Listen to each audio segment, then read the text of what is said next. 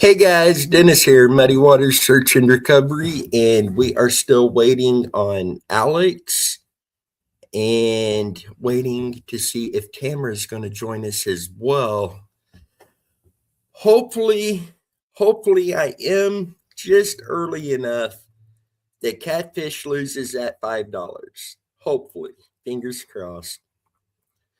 No, I got to pick on Catfish. Reading these comments, if I didn't pick on Catfish, he'd think I was mad at him.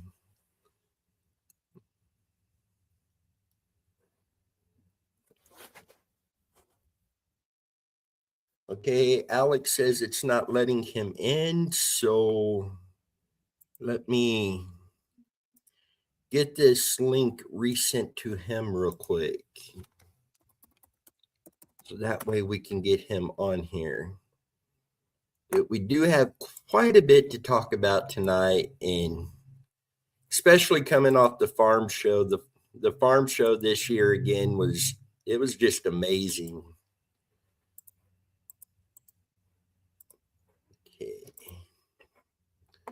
Got that sent to him. We'll see if that lets him in this time. Catfish says, mad, that's all the time, Dennis. well, maybe I'll try to be a little bit nicer to you, Catfish.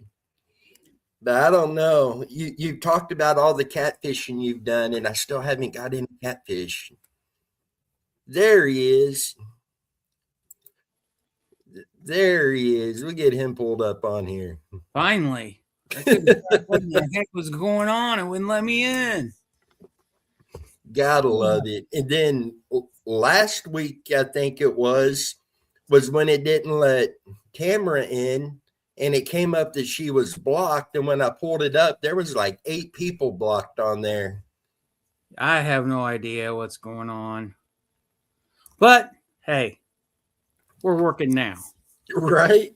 So how's it going? It's cold outside. I know that. Yes, it is. It is absolutely freezing outside. I actually had to, before dinner, I had to run to the pharmaceutical plant.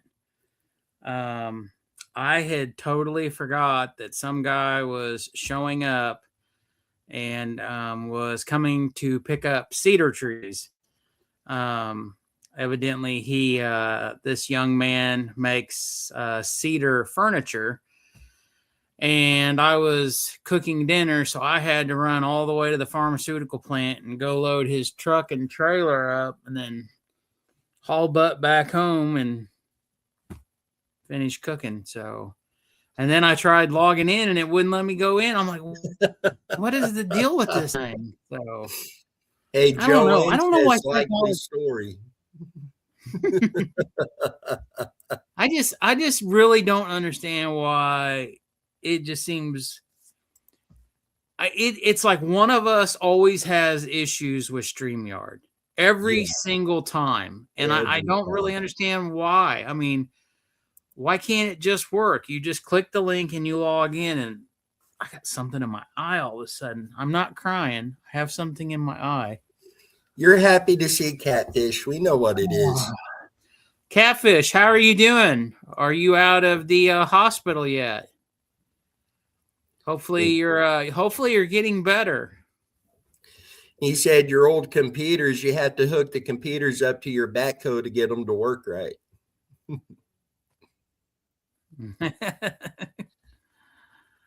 Maybe someday, for sure. Well, maybe eventually Bobcat will have that computer on that. What, are we freezing machine. Up? You know, I was thinking about that late last night because, excuse me, I had a really hard time sleeping last night. I tried sleeping in the new bed again. You know, I've been sleeping in a motel room all week, you know, for where we went. And then I come home and I slept in the new bed the first night. I fell asleep. I was so tired. And last night, all I did was toss and turn all night long.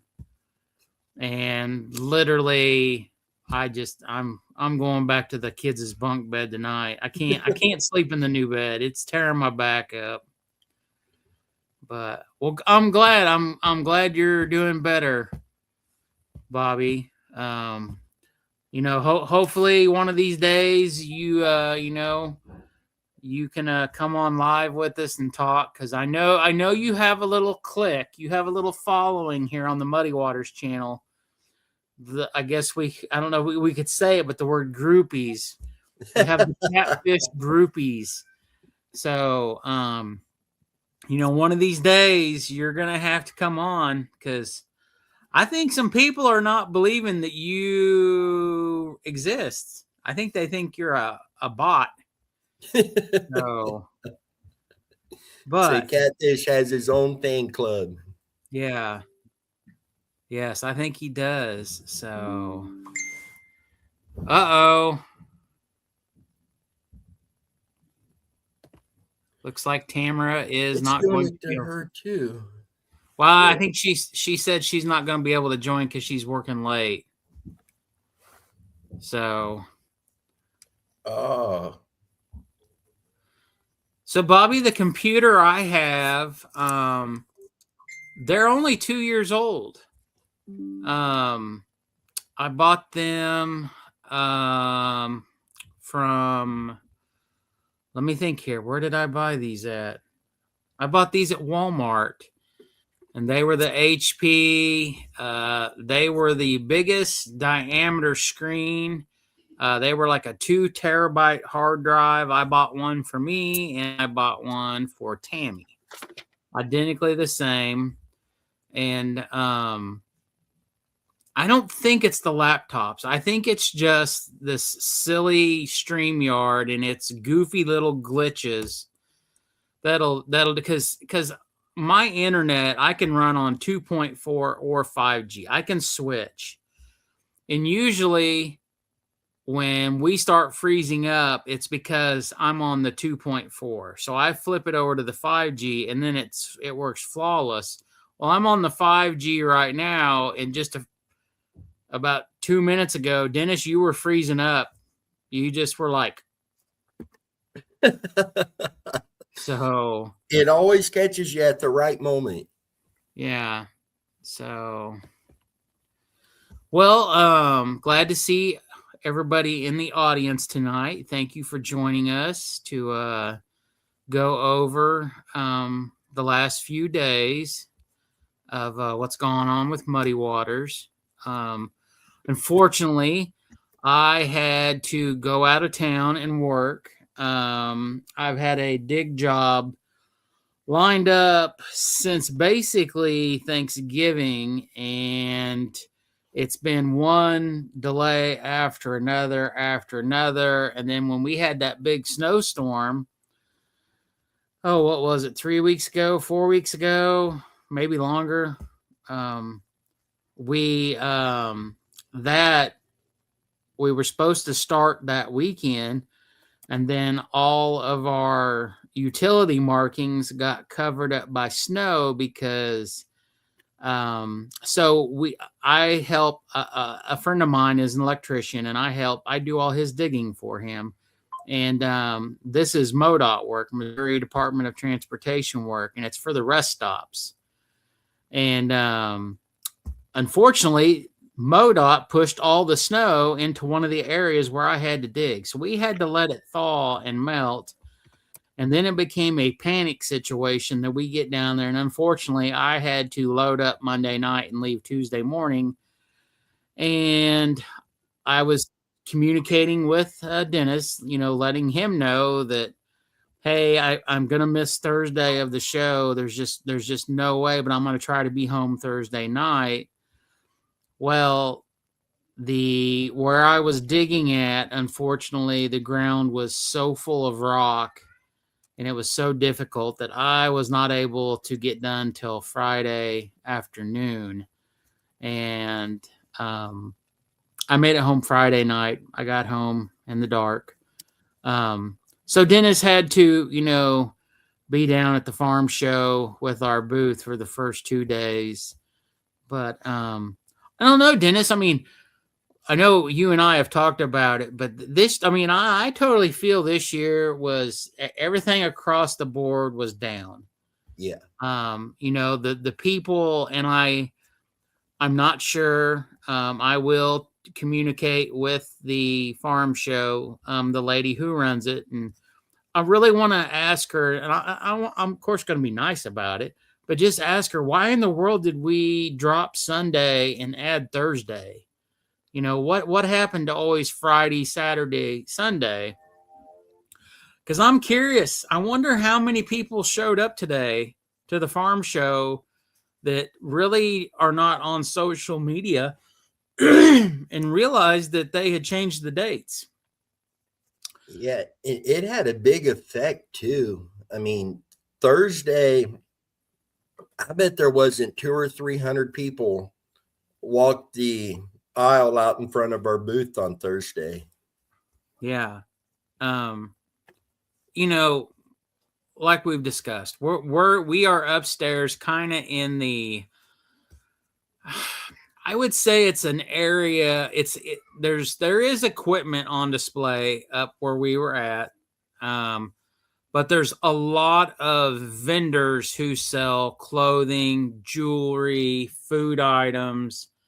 The Missouri Highway Patrol used to be over behind us, cattywampus. Every year we have been pretty much with the same little knit group. The Girl Scouts are always to the right of us, and then to the right of them is an older gentleman who sells toy tractors. There is a lady and her helper, cattywampus, across from us. She does jewelry. And then to the left of us, this year was I really don't know, but I bought a book and Tammy bought a DVD. So they are kind of a self-help. It's a R.L. Hubbard, and it's something about, stress and stuff like that in your life. And it's kind of like some self-help books. It was a nice big old giant textbook. It was $20. So I said, what the heck, I could read this, it could help. But there's a man and a wife, a husband and wife couple that sell drinks, and they do like the energy drink where it's like a Red Bull with like different flavored syrups and ice and like boba balls, and they've been there for 3 years, and they kind of know us because plus we have our name badges on. And she asked me when I went up to get a drink, she's like, well, how have you guys been doing today? How has your turnout been? And I said, unfortunately, I couldn't be here for Thursday and Friday. But I said, Dennis, my partner and all this, I said, he said yesterday was pretty decent, but, Thursday was just basically dead, comparably to Friday and, today. And she said, we are down 47% on drink sales, on them making their lemonade drinks with the flavors and their little energy drink stuff that they make. So I don't know, I want to talk to her. I want to understand what the reasoning, why after all these years, because I've been going to the farm show since I couldn't drive. I mean, I was going with my dad and stuff as very young. So it's been going on forever. So, and it's always been the same days. And I just really am confused as to why they changed this. So sorry, someone was messaging me. I had to see what it said.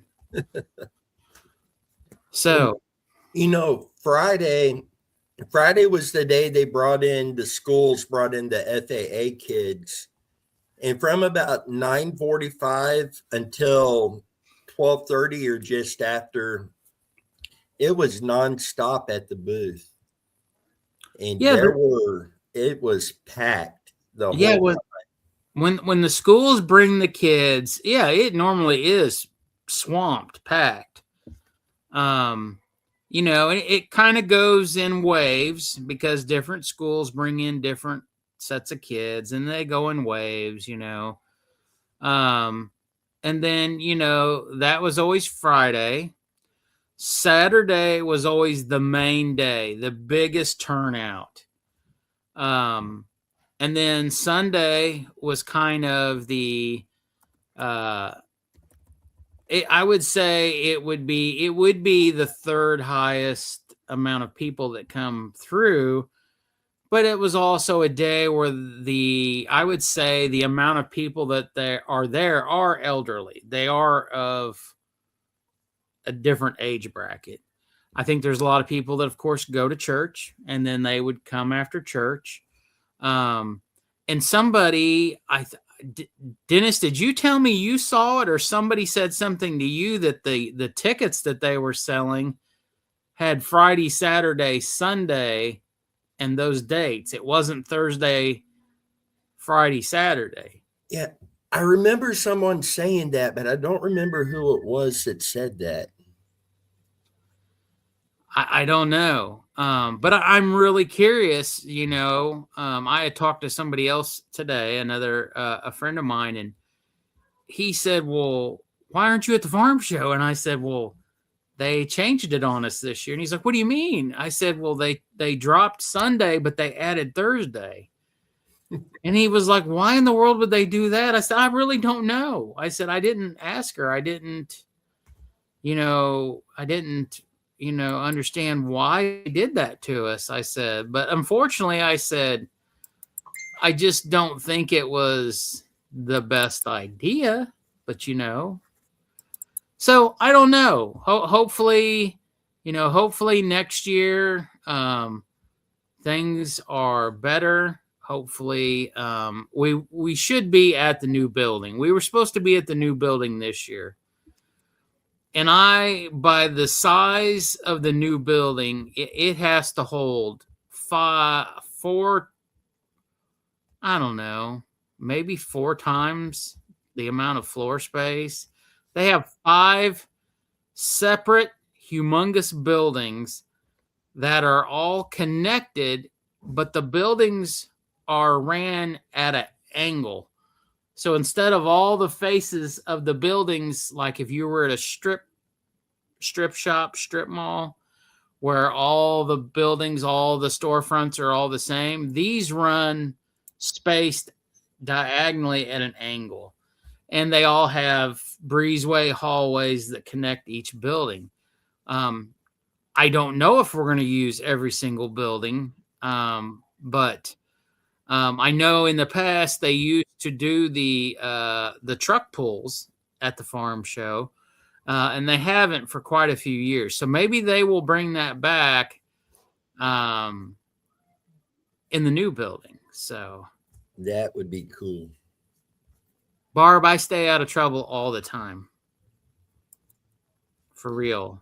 So see, now next year they have it scheduled for Thursday, Friday, and Saturday again next year, the 18th or the 20th. Yeah.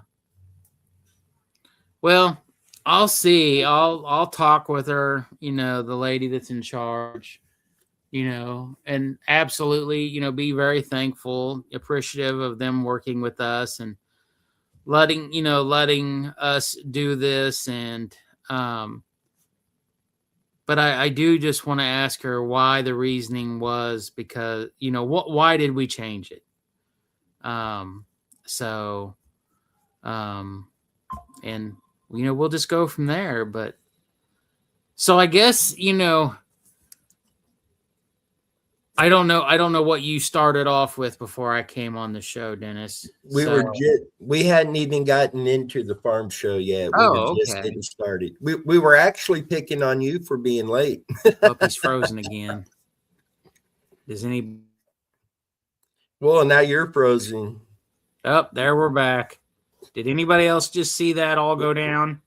I don't know if you looked like you were asleep or if you looked half drunk or what in that image. No, literally, I was talking and then you froze up and then you did the the spiral, your picture went off and the spiral, and then mine went off and was spiraling, and then it came back on. So, Gotta love it. so I guess, you know what, so coming away from the farm show this year, you know, last year we had I would say the last 2 years we've had tremendous amount of people talking to us about cases. And it was a lot of people that had some way, shape, form communication to a missing persons case. I didn't feel that at all on Saturday. No. And I can't, I mean, I know you've told me what has happened, but it was kind of different this year. It was the kids. And I'll since you dealt with it more on Thursday, I'll, you know, of course, want you to, talk about it. But, you know, I'll let you tell the audience what happened, how things went, which is, I think it was different than the last few years. I mean, I think the last few years, the kids were just more interested in getting free candy and taking a free shirt or a koozie or whatever. But this year, I think you said the kids were actually, were asking questions. They were, and that just blew me away this year. Going to Thursday when it was really slow, the biggest takeaway Thursday is I had a gentleman come up and he was talking and asking questions about what we do, how long we've been doing this, where we're from. Then he started talking about the Guthrie case out of Arizona and asking my thoughts and stuff. Turns out he is a sheriff here in the state of Kansas. Just an incredible guy, incredible talking to him. And that was before knowing he was a sheriff. So after that, formal introductions were made, and just incredible person. Very glad I got to meet him. That was the biggest takeaway from Thursday. Friday comes in, and there were so many kids that come in, and kids were talking teenagers, that they had to come over the speakers and announce that basically the teachers could go check in, but they needed the students to come on inside the building because there were so many that nobody can get in or out of the doors up there. Yeah. And when that started, it was almost a stampede through the whole place, just a wave of people. And it carried on most of the day. And when the teenagers would come to the booth, it started like every other year. They come in, they take some of the giveaways, but there would be a flyer pop up on the screen that was a missing teenager from their local area that's missing. And you would just see their whole face and demeanor change as it hit them that happens in their area. And they would ask questions about the cases, but then they would start asking questions on what they can do to help ensure this doesn't happen to them. And that's the part that really got me, is if they're having to come to a farm show and stumble across the booth with these flyers to get them to ask those questions, we are failing our youth as a society. I mean, this was incredible. And I would talk to, there would be 10, 12, 15 of them there. And when I'd start talking to them about it, they are all focused and listening and asking questions, and we're so engaged with it. And that has just, I don't know, that has really hung with me on that, just those interactions. We had a lot of good interactions with adults too, But those teenagers made this worthwhile Yeah. just with that. Yeah. Well, I mean, I like when I was talking to the people next door to us, the stress test people, and I was talking to her about the book, and she was asking me a lot of questions about what we do and how we deal with people and stuff. And I said to her, I said, I think a lot of the problem with kids today and kids, I guess I can't say in general, but maybe in general is, in my opinion, and this is my opinion, is there's too many kids that are their parents are their best friends. My mom and dad was not my best friend. My mom and dad was my parents. They were our guardians, they were our teachers, our leader. They were the person in control of us, you know? So I think today, I think there's not enough of that kind of parenting per se to keep kids safe. And when I look at it, and like I said, this is just my opinion. Um, I just I feel like they just don't do enough to tell the right from the wrong. Hey, don't hang out with these kind of people. We know it's not for us to judge, but we do judge. You know, um, it's kind of like I said, and by once again, I'm stating this is my opinion. Um, but I had some friends growing up that you know they were the best. They were good people. And by all means, I'm not judging anybody. But I knew so many of them that they had friends that literally they all sat around with their mom and dads and they all smoked weed, even in high school, because it helped them. And I'm like, okay, and when you look back at, the age of how things have changed in current time and how it was back then, you know, getting weed back then was totally different than it is getting weed nowadays, because of the dispensaries and this and that. And it's like, okay, well, the majority of the people back in the day that had it were not good people, and it's just like, I look at things nowadays and I think, and like by all means, I'm not judging anybody for smoking weed or doing any of that. It's not my right to judge, but it's the ways you obtain things back then versus now, and people who do hang out with people who are drug dealers and bad people and people that do wrongful things. I just don't think there's enough parenting going on to be proactive about, hey, you shouldn't hang out with these kind of people, but bad people hang out with bad people. And eventually a good person gets involved. They will start, unfortunately, doing some bad things, or you're going to become collateral damage to bad things that they do.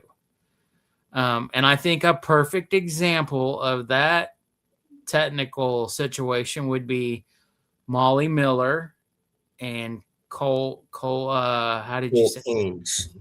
And so from what we've heard over the last few days about them finding remains, it's probably them. But this young girl started hanging out with the wrong crowd. Supposedly this Colt Haynes kid was a very nice guy, but he was involved in the drug thing. But he was a nice kid, And unfortunately, they were hanging out with other people and something terrible happened, you know? Um, but I just, where does all this stuff come to a head eventually? because I know we've discussed it before. The media does not do enough to do anything when it comes to missing people. They don't do enough to spread awareness, and they definitely do not do enough to spread awareness about talking to your children. Hey, don't, stay together in groups, stay together in packs. Don't go into bathrooms in big giant facilities by yourself. Don't go walking in a parking garage by yourself. Don't go walk home. Call somebody. Stay put. Take phone calls. And there's always, a up or down to every right or wrong that you think would be the right way to do it. There would be somebody else that would have something else to say. But I just don't think there's enough ever being done. But I'm so glad that the kids were actually bringing questions to your attention and you were actually able to talk with them, which I think, I'm not going to say that didn't happen over the last couple of years, but I think it happened more this year than it ever has. It did. I mean, it would be like one group after another, just very constant. And I did make sure to put a lot of the local cases, especially the teenagers, stuff like that, on the slide for that reason. But I didn't know it would have that big of an effect. But it was amazing. Just, I mean, their whole demeanor would change when they would see one of those, and just question after question. Normally, we almost have to initiate the conversation with them. This year was completely different. They were coming up with the questions, and it was so good. Yeah, well, I am so happy that, things had a positive, of course, across the whole board of everything being positive, whether it was the kids, the adults, law enforcement, somebody that had some kind of connection to a case. But I'm so glad that the kids were actually asking you questions. Right. So that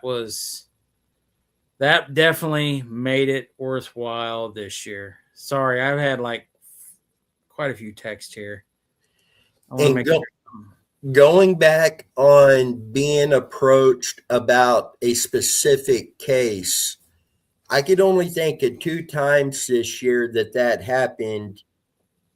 One of them, the lady came by the booth. Her husband was former law enforcement that had done some investigations on the Randy Leach case. So she come by and talked a bit on, that would have been on, I don't remember if that was Thursday or Friday. And then on Saturday, we had a husband and wife approach. They were talking about a case in Missouri that I hadn't heard of before. And so talking with them for a bit, they took some of our cards and they're taking it in to their law enforcement to let them know about us and see if we could possibly help them on that particular case. Yeah. We did have a couple people come through that did have previous experience with search and recovery, search and rescue, and talk a little bit about their experiences.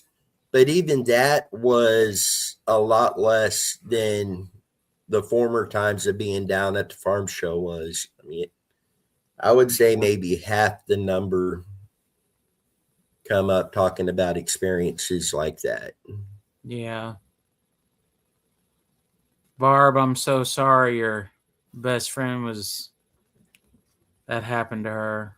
I'm so sorry you went through that.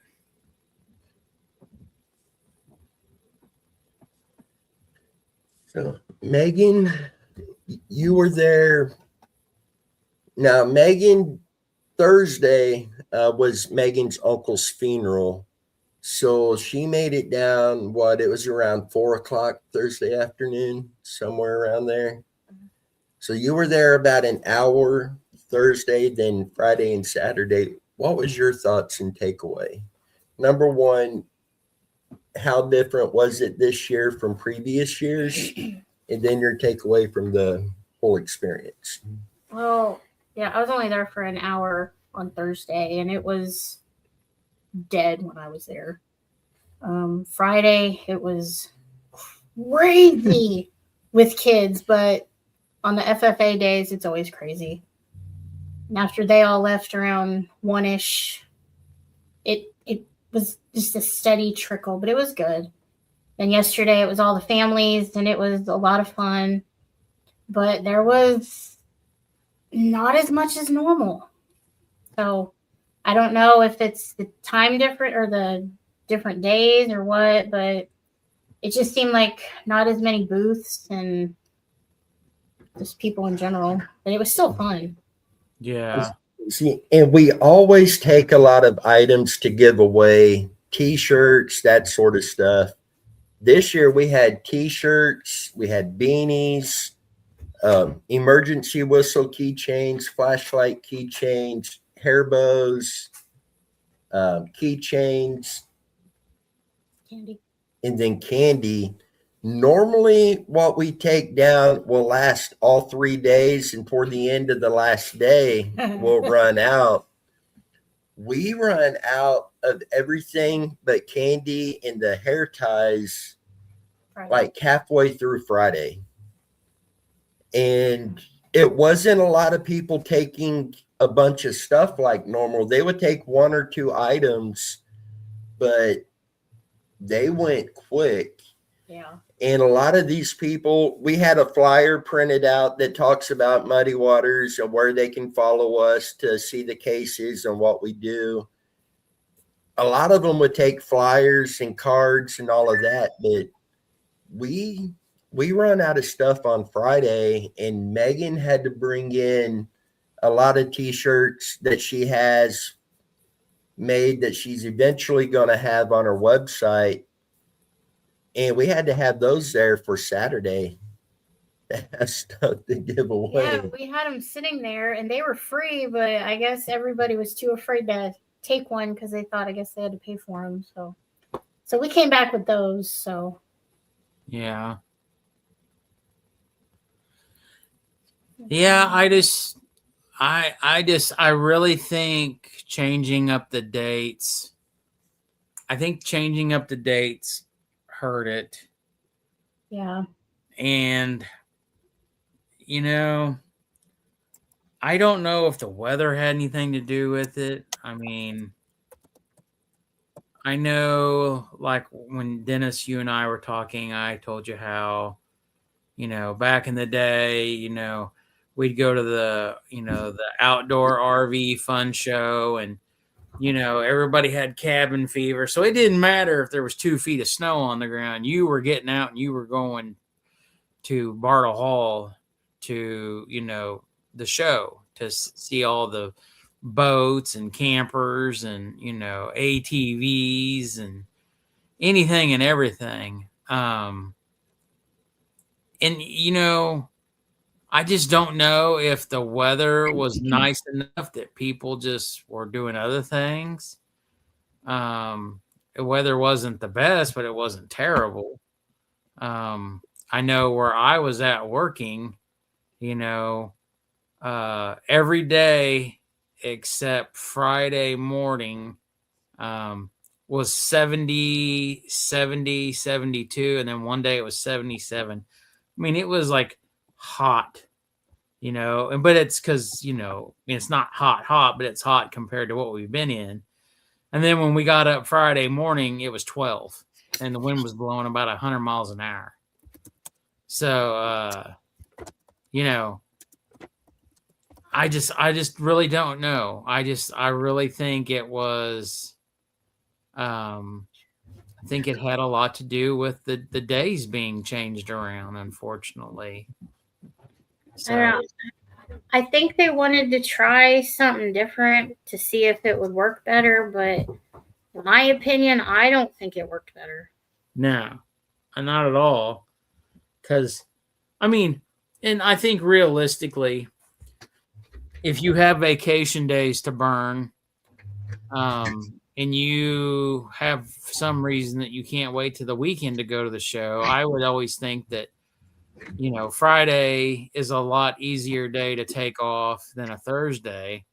And then here they change it up, and, whether you're, like in our situation, unfortunately, people have to be there at your booth. You just can't have a booth with nothing there and a bunch of stuff in it on display. Yeah. And they're pretty strict about things. Like when the bell rings, the morning attendant, not the bell, when they play the national anthem first thing in the morning, they want you in your booth at the start of the show. When they open the doors to let visitors in, they want you at your booth ready to go. They want you at your booth till 4 o'clock, 5 o'clock. They want you at your booth till the end of the show on the last day. Because, the last 10 minutes we start packing up. But, if they catch you and you're gone before the end of the last day, you don't get to come back the following year. So I'm curious. I really want to know why they did what they did.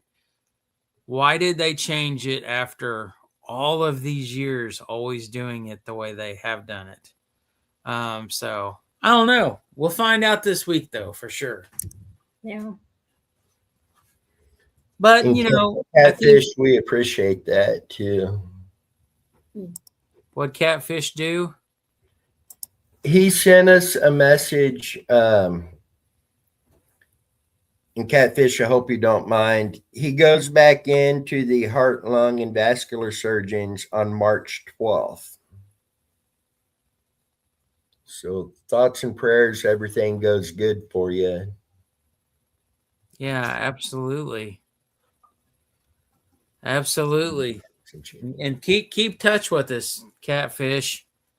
Let us know, what medical facility you're at, if you don't mind. That way we can, keep track of you, something like that. So, and, for the most part, just, hopefully one of these days you do get to come on the show and talk. And, for a fact, everybody's always welcome to come on the show and talk.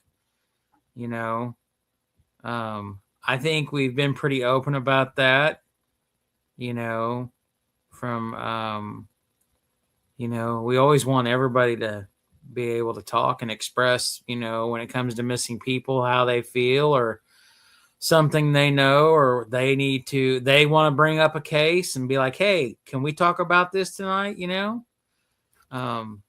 and by there's all means, another one I'd really love to get on a live feed with us, and that is Mac Randall Jr.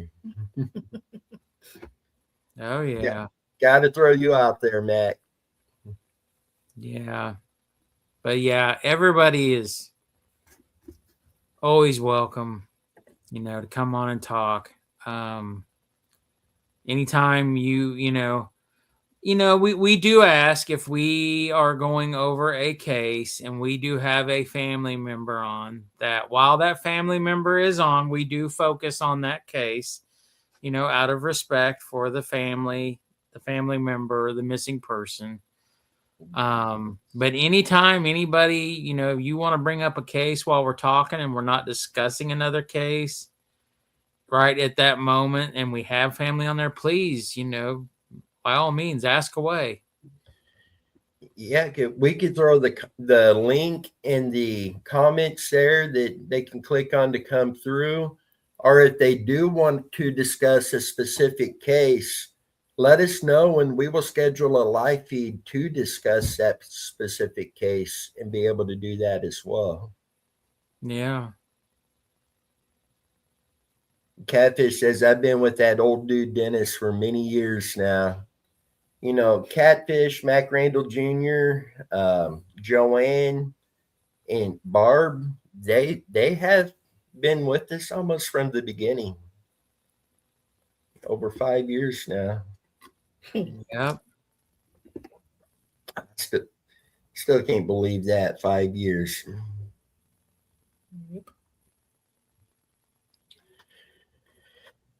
And looking at my notes, I do want to put this out there again because I forget to put this in the description most of the time. It is in the video description tonight. If you have information on a case you would like to send, but you want to remain 100% anonymous, the PO address is in the video description. You can send it to that. You don't have to put your name on it. And that would go to Alex and Tammy. They're the ones who set the PO box up, and they would be checking that. But that is another outlet that everybody has to send information in and can remain 100% anonymous. Yeah. Yeah, the crazy thing is unfortunately we have never received anything from anybody except the farm show. And this has been up for what, 2 years or longer? It seems like it's been at a least while. 2 years. It Yeah, may have been somebody send us something. Yeah, just send a letter saying hi. Yeah. Just write to Muddy Waters. Recovery, P.O. Box 93, Cannon Point, Missouri. Just stick a piece of paper in there. It says, hi. Yeah. You never know. You could win something on the Muddy Waters Wheel of Fortune wheel.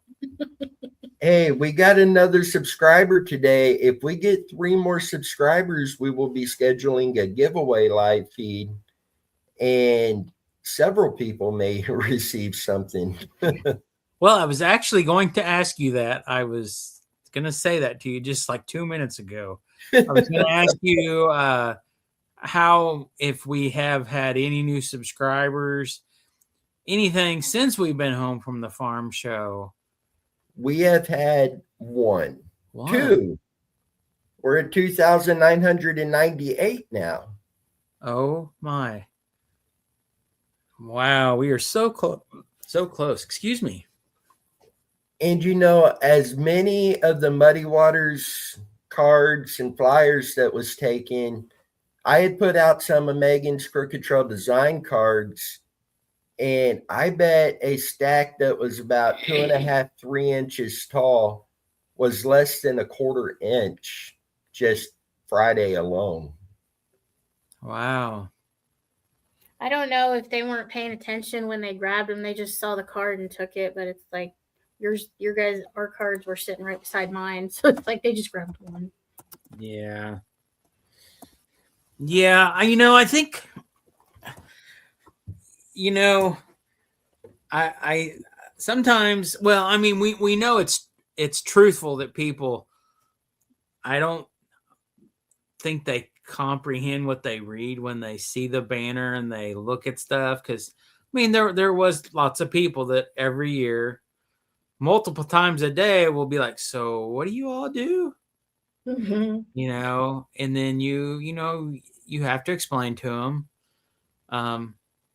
Sometimes you have to really explain it to them, and not to be rude or negative, but you really have to dumb it down sometimes. Be like, yeah, these people just didn't get lost in aisle 6 at the grocery store. They got lost and have never came home. And that was 10 years ago. That was 30 years ago. And then they're like, oh, like, yeah. And it's like, yeah, like they never have ever returned home. And that's what we try to spread awareness, and we do searches, and we investigate, and we help other groups, law enforcement. We provide information, hey, you should look here. Hey, you should look at this, so on and so forth. But yeah, so I'm glad we were up a little bit, man. You never know, this time next week we might be having a party.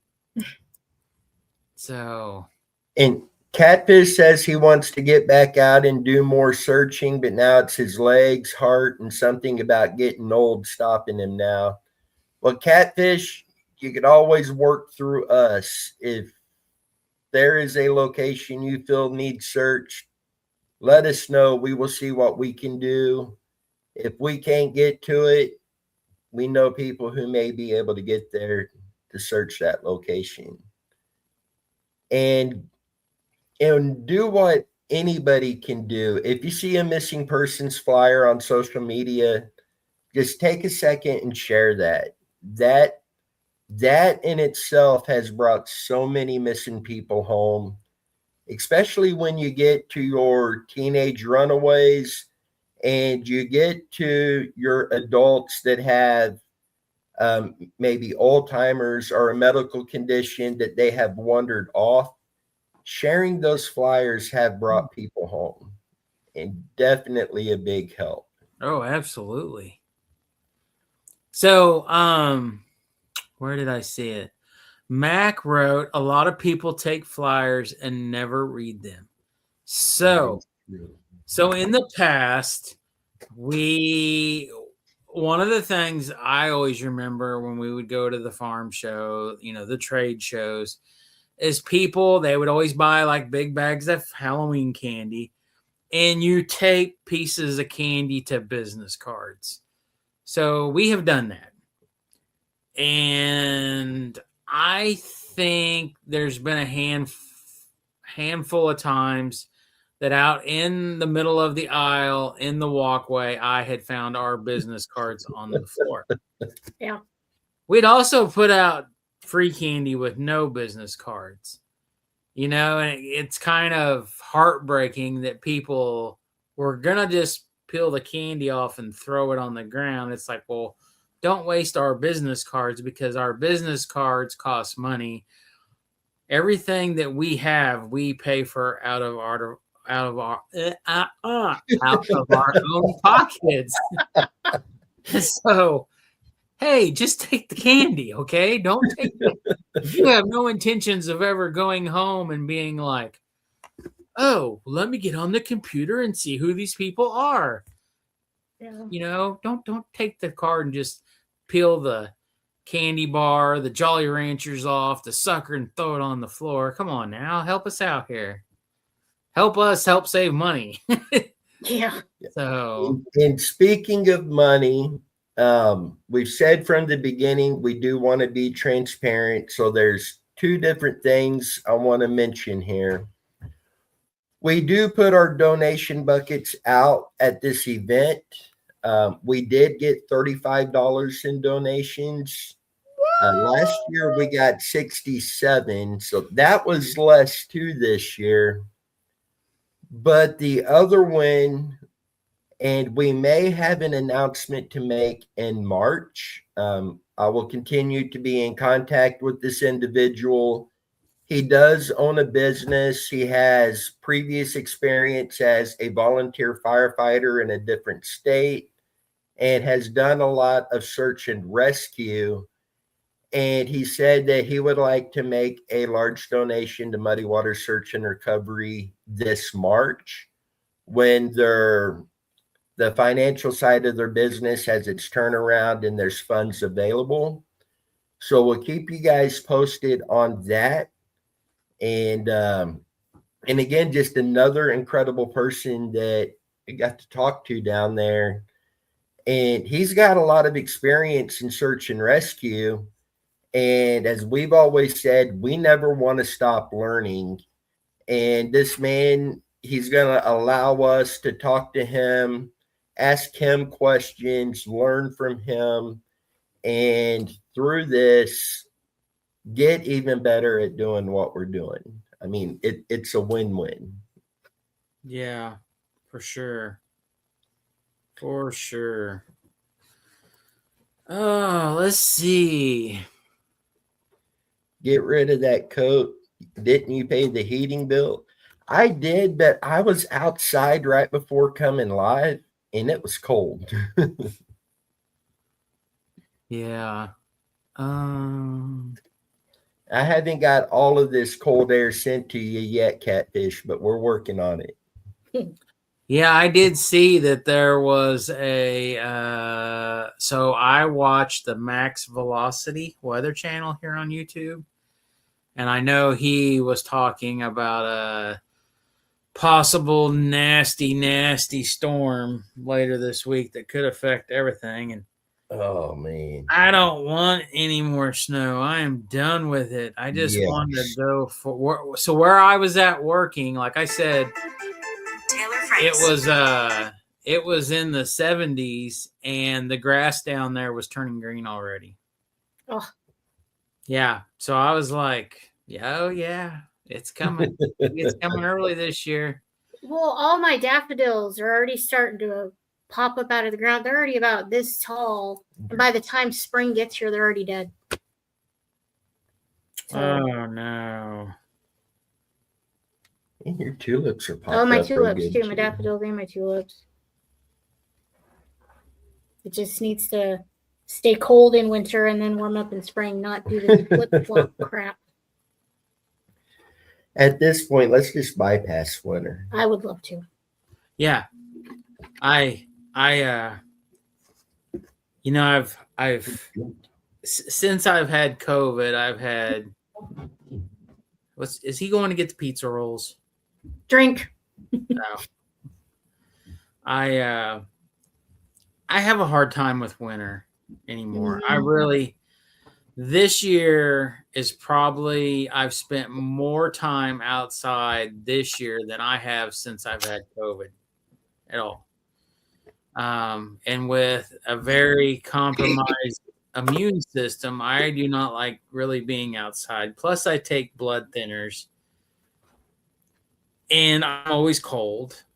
I'm more susceptible to freezing when it's freezing outside, like really freezing bad. I wear insulated pants all the time. I usually wear, unless it's sunny and hot, I'm wearing, a short sleeve shirt, a long sleeve t-shirt, maybe an insulated type shirt, and then a hooded sweatshirt, but I hate it. I'm just so over it. I don't want to deal with wintertime, and for members of the audience that lives way up north or way up on the northeast, y'all are crazy. My brother's up in the oil field up in North Dakota, and it's just brutal up there, and up there it's crazy is in where he's at. I've been up there a handful of times, and it's 10 o'clock at night and it's still sunny. Certain times of the year, it is so light out for so long, and it's different up there. Like the sun on your skin like burns. And I know it sounds stupid, but just the way it is up there, and it's crazy because I've been up there when it's been decently cold, but it's a different kind of cold because there's not a lot of humidity up there. And so, in the same token, in the summertime when it's 100 degrees, it's not really super bad. It's not like down here when it's 100, and as soon as you walk out the door and before you get to your vehicle, you're already sweating. Up there, it's different. It really is. But I'm ready. I'm ready for spring. I'm ready for the thunderstorms. I'm ready to hear the frogs. Yep. I'm ready to see the trees. I'm ready to see green grass, green trees, everything. I'm done. So I think winter should leave right after Christmas and then just be spring extra long. Yeah. It's just when it gets so brutally cold, that's when it's hard for me to do stuff. For one, equipment doesn't like to start when it's brutally cold. Yeah. I don't like standing outside dealing with stuff I don't mind setting in the equipment that has heat and enclosed cabs, but this after Christmas, I bought a bulldozer. Unfortunately, I couldn't find one in the price range that. Unfortunately, I couldn't get one with a cab. So, I've already been brainstorming. Where can I find a cab from one to change it so I don't have to freeze to death on it. So my feet stays cold all year around. Well, if you go barefooted all the time, I would assume they. It's kind of like the cavemen did. And I do want to mention something real quick on the Chance Engelbert case. We all know Chance has been located. He was located deceased. The official story is an accidental fall. I'm going to give my opinion here. Dennis's opinion is that's a load of BS. I don't think that's what happened. Looking at everything that took place there, the location, the weather, I don't think it's even possible for that to have been what happened. So I done an FOIA request to get documentation on his case. They did send me, I printed this off, a pretty big packet. I don't know if it's going to be really visible, but each line across that has to do with a different document or photograph or conversation. This whole thing is full of those. However, nothing is shared because it is protected under the revised statute B4712. Looking that statute up, Nebraska is one of the cases that has it that any record, document, anything that has to do with basically any type of investigation, unless it's a court order or shared publicly in a courtroom, they do not have to share that information publicly. It does state I can contact the Attorney General, and then they would look at that to see if they feel it should be released.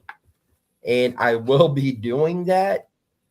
But I'll be honest, I thought it pretty pathetic. The case is closed. When it comes to law enforcement, everything, the case is considered closed, cause of death, accidental falling. They won't even release the information to the family. And I find that ridiculous. There's a reason there is a Freedom of Information Act, and I just feel that states, officials, both state and federal level, forget that they are actually public servants, so to speak. I don't mean that disrespectful, but they knew that taking those jobs, they work for us, the people. And when this is the type of nonsense that they send out, it's ridiculous. Ellison, Kovarik, and Truman Law Firm is the attorneys at law that sent this over. You're seeing this, I'm telling you right now, you're pathetic. You need to do your job, do it right. We have a constitution for a reason. You need to learn it. And that's all I'm going to say before I take it further than I should. Because that, I got this, when was it? Wednesday night. I got the email with all of this and printed it off. Meant to take it to the farm show to go through it and forgot about it. And I started looking through this about an hour before going live, and it got me so heated. Yeah. I mean, this is ridiculous. And state of Kansas does the same thing. Randy Leach has been gone 30 something odd years, and they have not released a single document to his family. Where they had to get their documents with somebody on the inside, basically slipping those documents out and giving it to them under the table, so to speak. I mean, it's ridiculous that they're able to do this. Yeah. So, speaking of Randy, I think Barb asked how Randy's mom was doing. I haven't had any contact with her in what, 3 years now? I think so. We did have a falling out. We did discuss that publicly. Um, her, Betty, and Larry had come to the house. I had some words with Betty and Larry, eventually some with Alberta. And I'll state this, I do not like being lied to. And if that's your family member that's missing and you're lying to the team that's trying to find him, it raises questions. I don't believe Alberta, Harold, any of them had anything to do with Randy's disappearance. At that point in time, that was still a big question. And when you look at things that have been done over the years, anybody who hasn't really worked on the case would easily jump to the conclusion of involvement. And when you are intentionally lying, you're not helping that situation. I called them out on it. I didn't name their names. I didn't give specific details, but I called out being lied to on it. They showed up to my house. It was not a pleasant conversation, but I told them, you're lying to me. What am I supposed to think at this point? And, tempers calmed down and we were able to talk like adults. When the conversation had ended, they were fixing to leave. Alberta asked me to please not stop working on Randy's case because 30 something years, she needs all the help she can get with that. But being lied to the way that we were, it wasn't going to fly. That rubs me wrong. So we did have a falling out with that. Again, in no way do I think Harold or Alberta had anything to do with Randy's disappearance. My heart goes out to her. I think she is a very sweet person, and I will do anything and everything I can to help her find Randy. But we haven't talked since that day. She did tell me before leaving I can call her anytime, but I have withheld doing that because I don't want tensions to mount. She's going through enough how it is without that. I think I know where the lies come from. I don't believe, regardless of what was said that particular day here, I don't believe the lies were coming from her. But I will leave that at that as well. But I do hope the best for her. I actually haven't even looked at their Facebook page in forever, so I couldn't give an honest answer with how she's doing right now. But I do hope and pray she's doing well.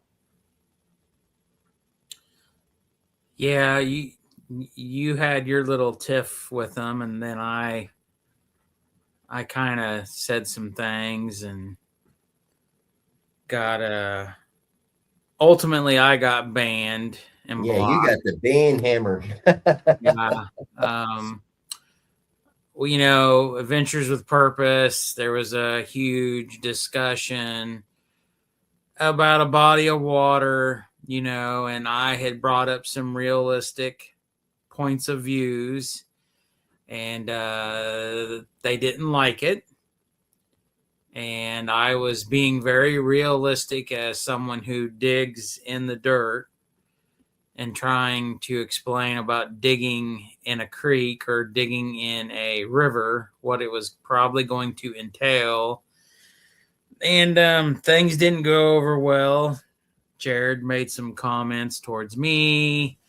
I made the comments back about just trying to be realistic about things. And then that happened. And then I know some of the people in the audience, we used to do a lot of digital billboard advertising. And Randy was one of our main cases. And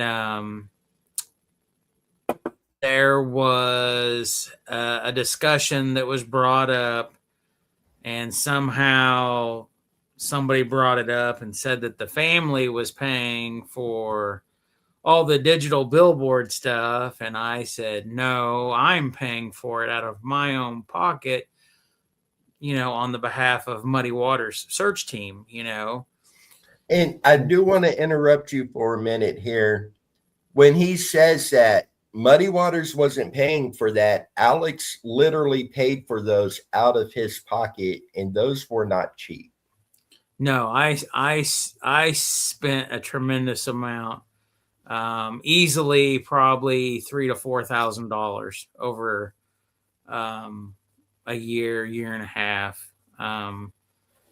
And I had numerous ones on I-70 corridor, which were basically running up and down I-70 within the Wyandotte County, Leavenworth County corridor of I-70. And it wasn't, I just, when we do these things, we want to be realistic, and that I'm a realistic person. I look at things like realistically. And, there's times where Muddy Waters gets no credit for nothing. Zero. And that was the day where I'd had enough. And I said, this team does all this. We are trying to work on behalf of Randy himself, the family and friends,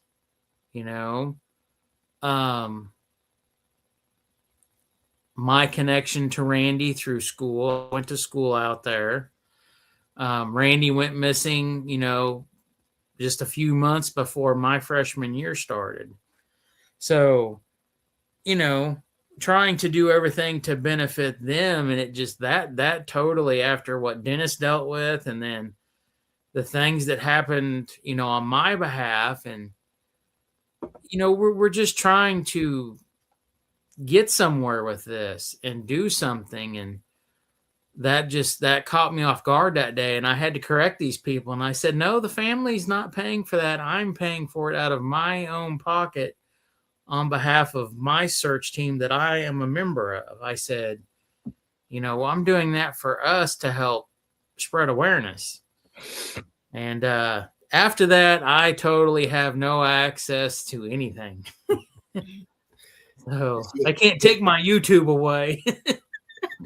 Now, when it went to the digging stuff, when you explained how different things work, not only was you speaking from experience, but you actually showed screenshots, you shared links and everything that confirmed and backed up everything that you said in that conversation with them. Yeah. I mean, I did my research. I didn't want to overstep and say something to humiliate Muddy Waters foremost and first of all, and then myself. and I said, yeah, going out in the middle of the river and digging up a metal object is not as easy as you think. You're going to have to go out there. First of all, you're going to have to call the Corps of Engineers, the state. You're going to have to get some kind of permits, this, and that. I said, then you're going to have to get some kind of barge company to go out there. And, you're going to have to build the coffer dam, this whole big structure made of, oh geez, now I can't remember what it's called. Not the coffer dam, but the when they build like a octagon type wooden structure in the water, and then they pump the water out, and then they dig the mud out to remove the object, and I said, this isn't just as easy as point dig. This is a very, this is a lot. Who's gonna pay for this? Who's paying for this? I mean, this isn't gonna be Joe Bob's gonna show up with his boat and his excavator, and he's gonna do it for 130 an hour, 150 an hour. This is real deal stuff. This is what you see when they build bridges across rivers. This is basically what you're going to attempt. You're going to have to build something in the water with the shoring, the coffer dam, the metal stuff. You're going to have to pump this water out. You're going to have to dig all this mud out. It's not simple, And the permits you got to have is just unreal. Yeah, getting the permits and the permission to do all this. And for something that you're getting a blip on radar that says it's metal. It doesn't say it's a 1985 Dodge 600 four-door sedan. It says it's metal. But you're going to, this has to be dug up. You know how much crap is buried in the river from the last 150 years of boats and things that fell off boats and barges, and the river has changed paths how many times? I mean, so it just didn't go over well. And it's sad. It should have never, ever got to that because,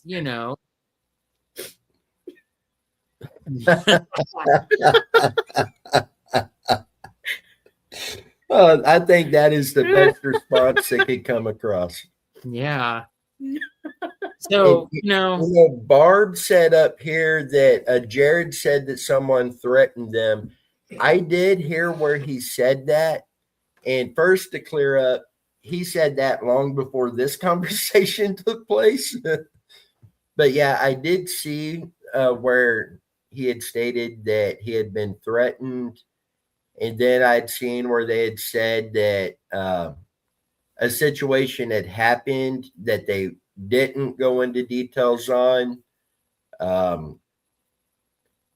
But I don't know any more on those other than where he had stated those.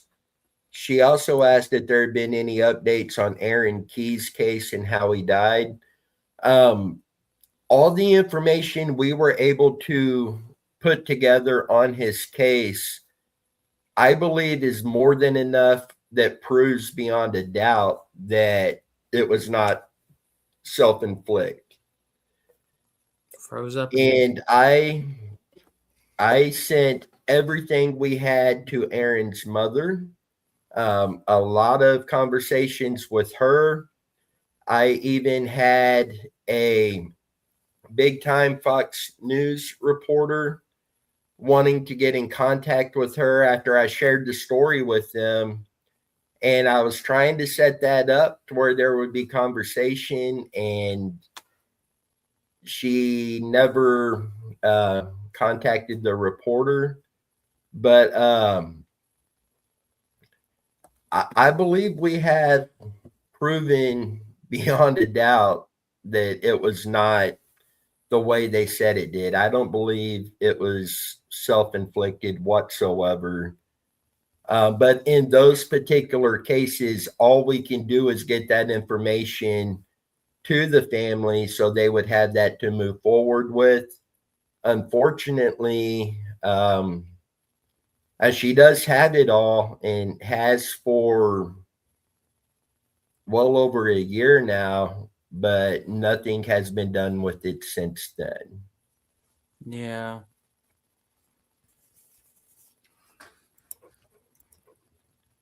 And Max says Jared had supposedly been threatened while searching the caves. That's what I was thinking was the location where threats were involved.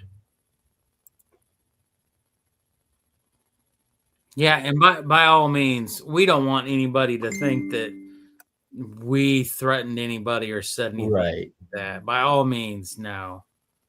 Not at all.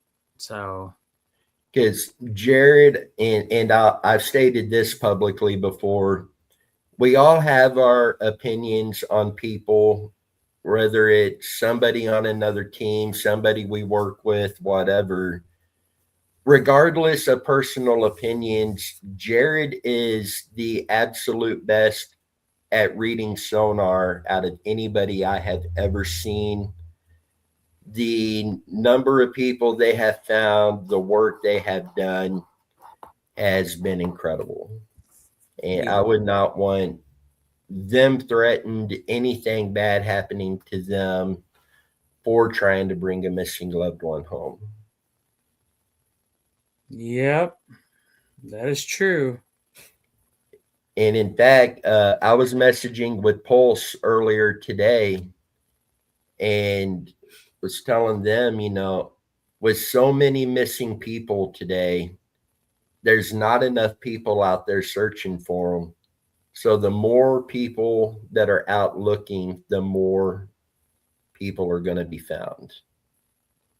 Paul said, "Can I be serious for a minute? The blacks. Has anyone ever searched the caves under Atchison?" So this would be Billy and Mary Black. Not to my knowledge.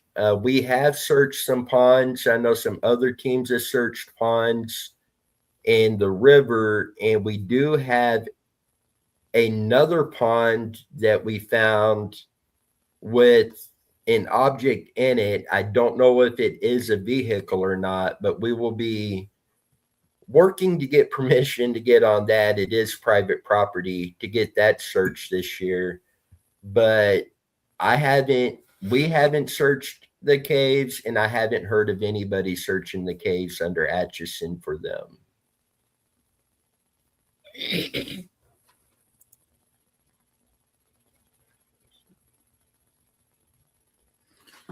Sorry, I keep getting hammered here by text messages.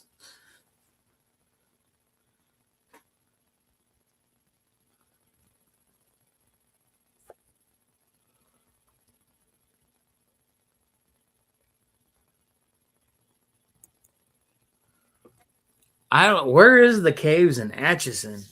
I mean, I've We caves everywhere, but is we it? did had a cave mentioned in Atchison in the Randy Leach case, and in fact, the pond that we will likely be searching this year for Billy and Mary Black, this particular cave is right there by it.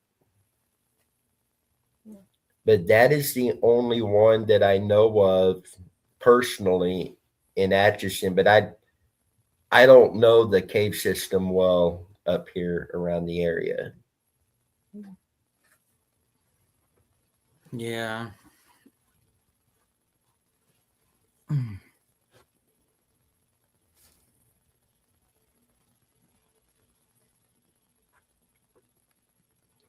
It would be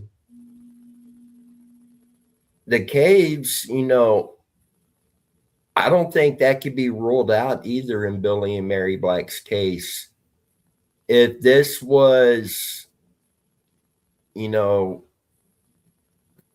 going out together type thing, an end of life scenario, that would be another good location. You know what? I have been to one of the caves up in Atchison. There is a cave thing, museum thing where you can go and ride the little tram thingy majigger through there. I think they used to store ammunition and stuff. And Tammy and I and the kids and all of us did go up there and go in those caves. And that was, I want to say you go up behind the Walmart, and then you go towards the river. For the life of me, I cannot remember what that was called. But now to think of it, I do know about that one. So I have to look it up while we're talking now. But I think I remember them telling us they stored ammunition in the caves. I think. Something.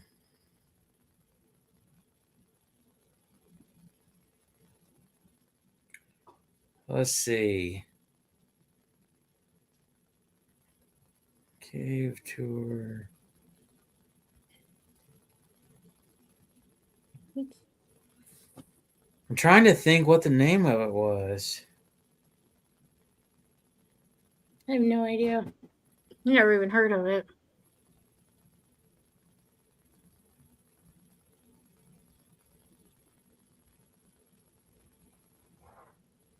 Well, what I just saw.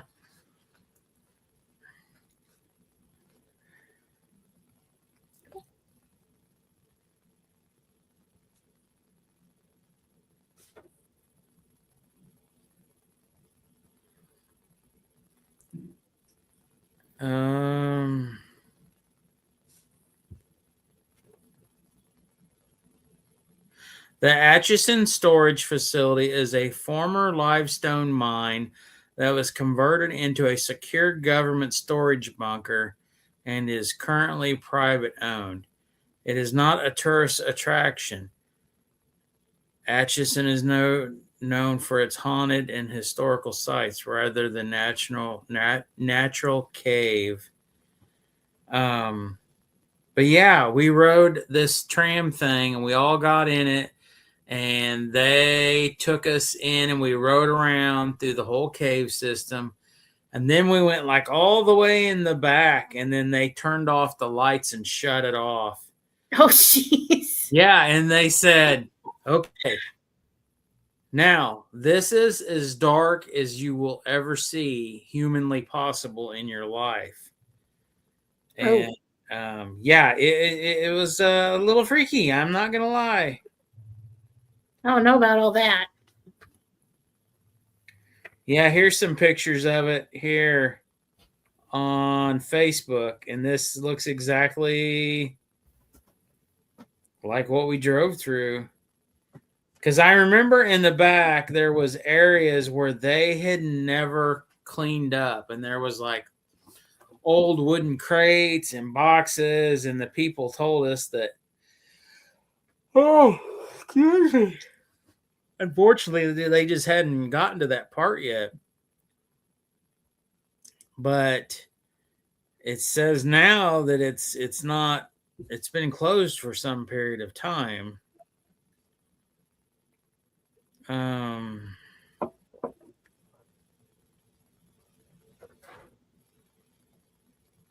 But yeah. So that's very interesting. But that had to have been, I want to say 2013 or 14 when we did that. So, and what year did the blacks go missing? 08? 8 or 9?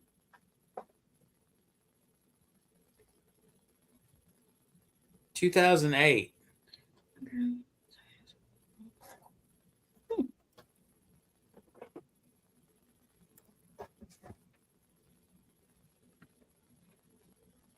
(2009) on their flyer. Yes. September 11, 2009. Yes. So, you know, there's no telling if there's other areas that you could possibly go in and get around in there. But, oh, sorry, I'm still tired. I got to get some sleep tonight.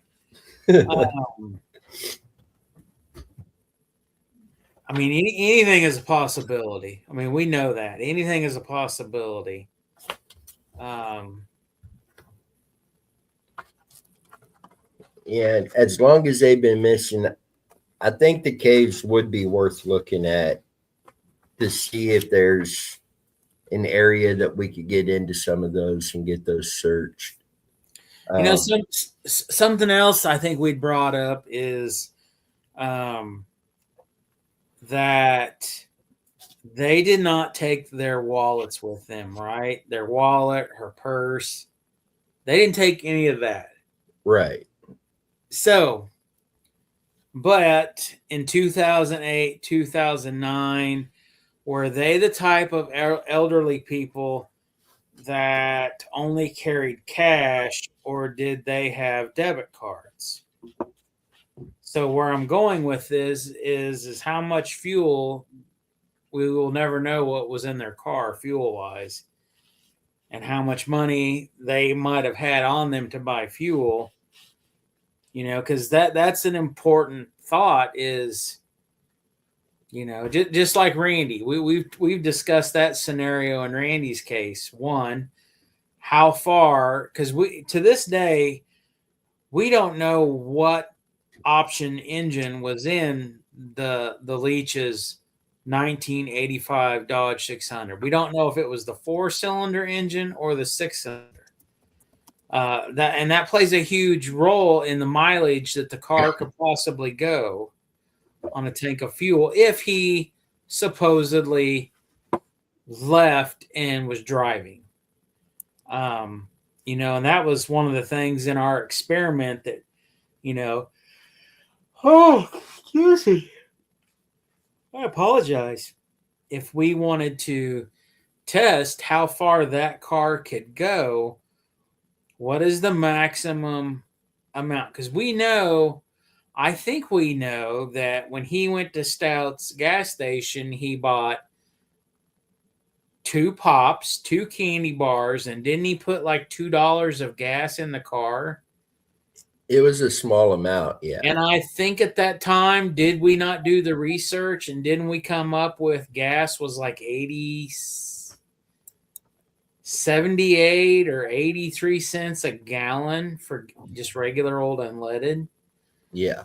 So 2.5 gallons of gas,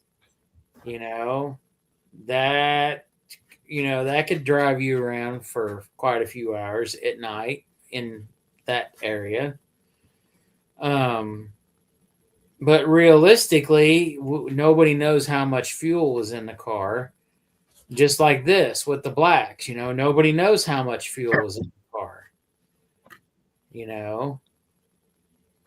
1988, it was actually 45 to 57 cents a gallon in Kansas, depending on the month and whether it was wholesale or resale. So on average, it was 46 to 47 cents a gallon. No, I thought it was more than that. I thought we found it was like 80, 73, 83, something like that. See, this is off the Kansas regular gasoline wholesale resale price website, the U.S. Energy Information. And it says, in a known incident from April 15th, 1988 in Linwood, Kansas, a person purchased $3 worth of, they're talking about Randy. A person purchased $3 worth of gasoline at Stout's convenience store, and based on the 1988 average, this would have purchased approximately 5 to 6 gallons of gasoline. Huh.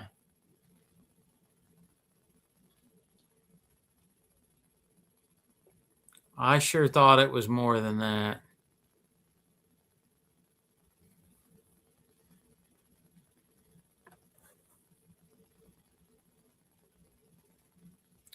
I thought we had looked one time and we came up with the.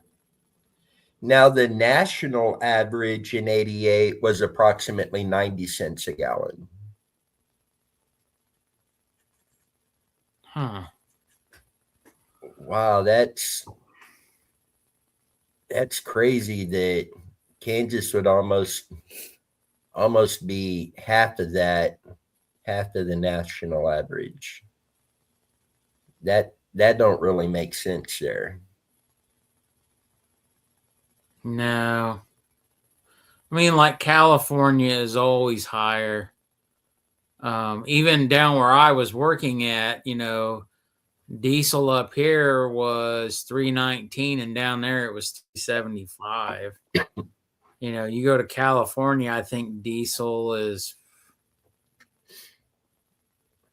$6 something, maybe $7 something. I mean, California is always just crazy high. I mean, I remember our first diesel truck that we bought was in 1995. And we used to come up to Platte City to buy diesel fuel because it was 83 cents a gallon at the Quick Trip. Yeah. It was so much cheaper to drive up here and fill up than it was to fill up in KCK where we grew up. So. And Pulse real quick. He said he believes that both the blacks and Randy are within 5 miles of where they were last seen. I do have a question on that. Billy and Mary Black moved to Atchison from, I want to say it was Oric. It was near Missouri City, where they had basically grown up and got married and stuff.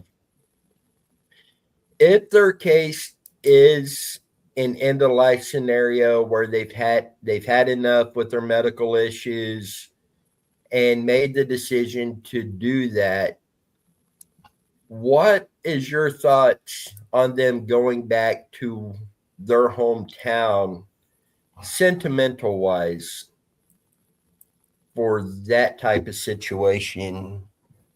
What are your thoughts on that being a possibility?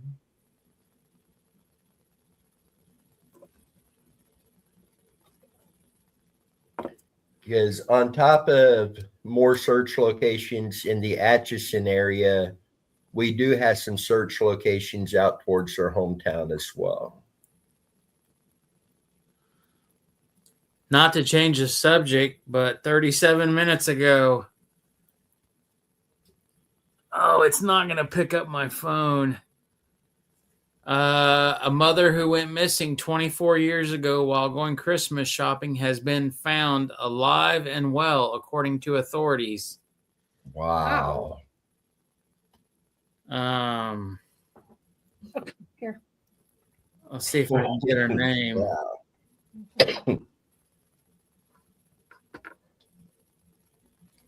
Michelle Hunley Smith. Yeah. That is incredible. Wow.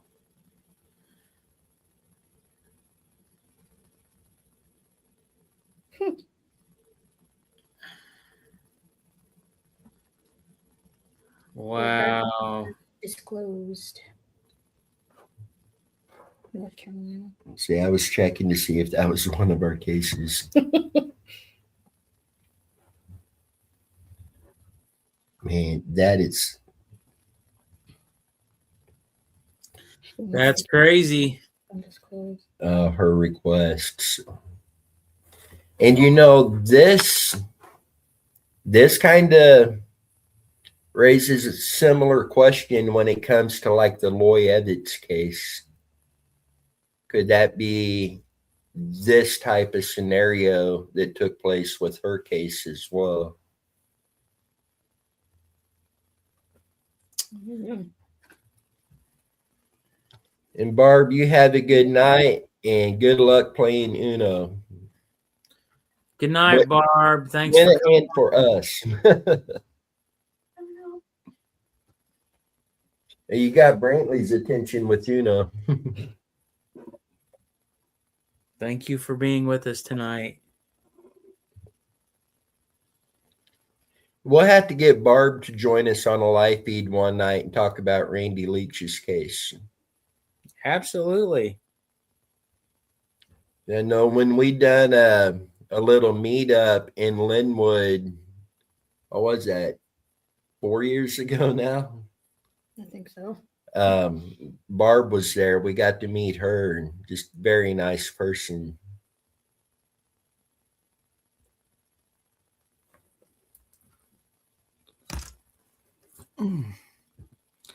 Is Bobby Flay with us still? Catfish, Bobby Flay from the cooking channel. No, he went to bed about a little bit ago. Yeah, he said stay out of the donuts. Yeah. Hey, I have to say this about the farm show. They had donuts in there every morning for the vendors, and boy, were they good. We got donuts every morning down there. Yeah, I should have gone down and got some when we got there the other morning. And you know, I walked downstairs. I went over to the Bobcat booth. I talked to them. I came back and I was headed straight to the line to go get me the stick that had the brownie bites and the strawberries, you know, all that stuff on a stick, that dessert stick. And I was so, I guess not distraught, but I was so confused that the Bobcat people at the booth had no idea about what I was talking about that I completely passed the dessert thing, got on the escalator, and came upstairs. And then when I got back, I realized I didn't even stop and get my thing that I wanted.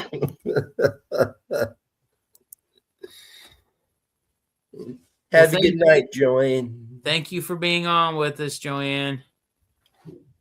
And those strawberry brownie things, I almost stopped and got one because they did look really good. They are delicious. They really are. And it's just strawberries and, you know, the little brownie muffin bites. And they put them on the stick and then they drizzle, you know, the white chocolate and chocolate on them. And, you know, I think there's 3 brownie bites and 4 strawberries, maybe. It's just pretty good. Easy to make at home.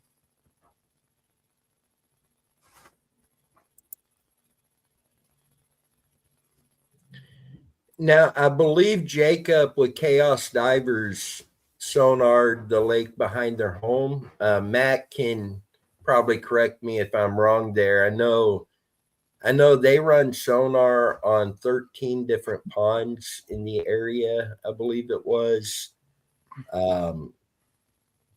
And Byron's not on tonight. I know he's in contact with Jacob or in AWP or was, but I believe AWP also searched some ponds while they were in the area. But I believe it was Jacob that searched the lake behind their home and didn't see anything there. I want to say law enforcement searched that as well.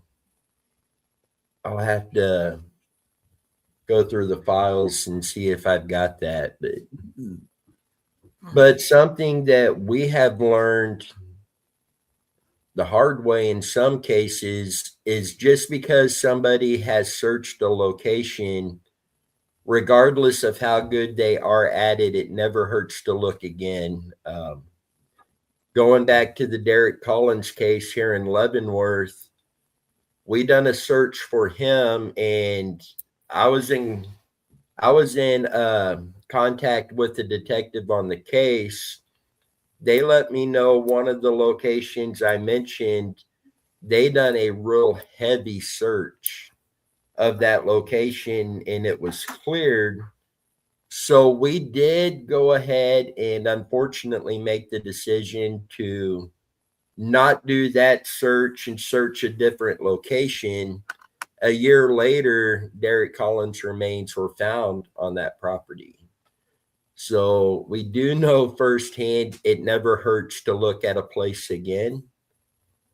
But that one was searched.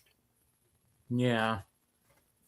And Max says it's been a long time since I followed Jacob, aka Chaos Divers.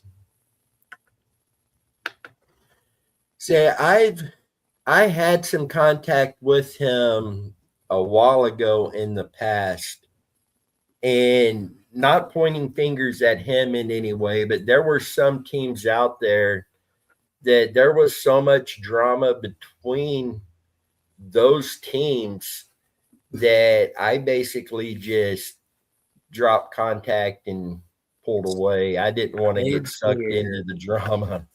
Yeah, steered clear from them for sure. Which, by all means, I mean they all do phenomenal work, right? You know, but it's just, I think the drama gets in the way. The I'm better than you. I'm better than you. You know, I think there was a situation one time where two different groups of them had showed up, and don't quote me if this is the truth, but I think somebody lied and said they weren't going to go check this missing person out, and the other team showed up, and the other team was there searching, and they some things were said, but that, you know, that happened. So I don't know. You know, there should not be any of that in this genre field of what we do. Everybody should get along, and at the end of the day, we're all just trying to find somebody and bring some closure to somebody's family, for closure, you know, of a missing loved one. And, you know, then that's something like we've said, because there's been some cases where some of the people that are missing they're bad people. They've done bad things, you know. But like we said, you know, everybody at one time was always loved. You know, they were always somebody's son, daughter, mother, brother, husband, wife, whatever, you know. And it is sad that, you know, things do go south. People do go missing, but, you know, at one point they were loved, and somebody still does love them, you know. And sometimes I think there's so many things that get in the way, which one of them is the greed of money and finding, you know, missing people that have large rewards, you know. I think that comes into effect, you know. So, which is terrible. It shouldn't. Not by any means. Yeah, this should be no competition at all. I mean, could you imagine how many more people can be found if all the teams could work together and the focus being on bringing these people home? Oh yeah, you know, and it's just, and it's like this. You know, every team has different tools. You know, I can honestly say that we are probably the only team that has its own excavation equipment. You know, we might not have GPR, you know, we might not have a thermal drone, but we got quite a few trailer loads of equipment to dig holes and look for people. You know, we got all that stuff in the toolbox. So, and I know there was what was the case last year? Do you remember? And we got brought into this, and Jeff had commented, and somebody said something to Jeff, said, "Hey, you're part of Muddy Waters. You guys have equipment." So remember, it was the woman who said that her dad would go get homeless people or migrant people and bring them to their farm, or women. Was it men and women or just women? And he killed them. And she remembered this, and she came out publicly. And then her sister said, no, this never happened. You're making it up. But what that case? Do you remember that case? Oh Sounds man, familiar. I don't. I can't think of what case that was. But Jeff had commented on it, and we got called out. And Jeff shared it with me. Then I shared it with you, of course. And this woman said, "Hey, don't you guys have equipment? Can you come and dig?" And I can't remember exactly what happened and what went, but nothing did happen. But yeah, this happened. Oh, geez, I'm trying to remember what years this happened. But they lived somewhere in big rolling farm country and rolling hills, and supposedly this guy their mom died. These girls' mom had died. I think they might have, in later years, the one sister questioned if the dad had something to do with it. But this girl said that they used to have to help their dad sometimes dispose of the bodies, whether it was pulling them out of a truck, or then they didn't quite know what it was, what they were doing. And the dad always had some excuse. Oh, I cannot remember now what that case was. Man. But it You'll was have all. to ask Jeff. I bet he'll remember. I will. But it was and when it came out, she was arguing with her sister, and the other sister was saying, no, that was a dog that died one time that dad had wrapped up in a sheet and we pulled out of the back of a truck or a station wagon. And no, you're just making stuff up. And she's like, no, you're just trying to protect our dad from the evil person that he really was. And it was crazy. I don't know.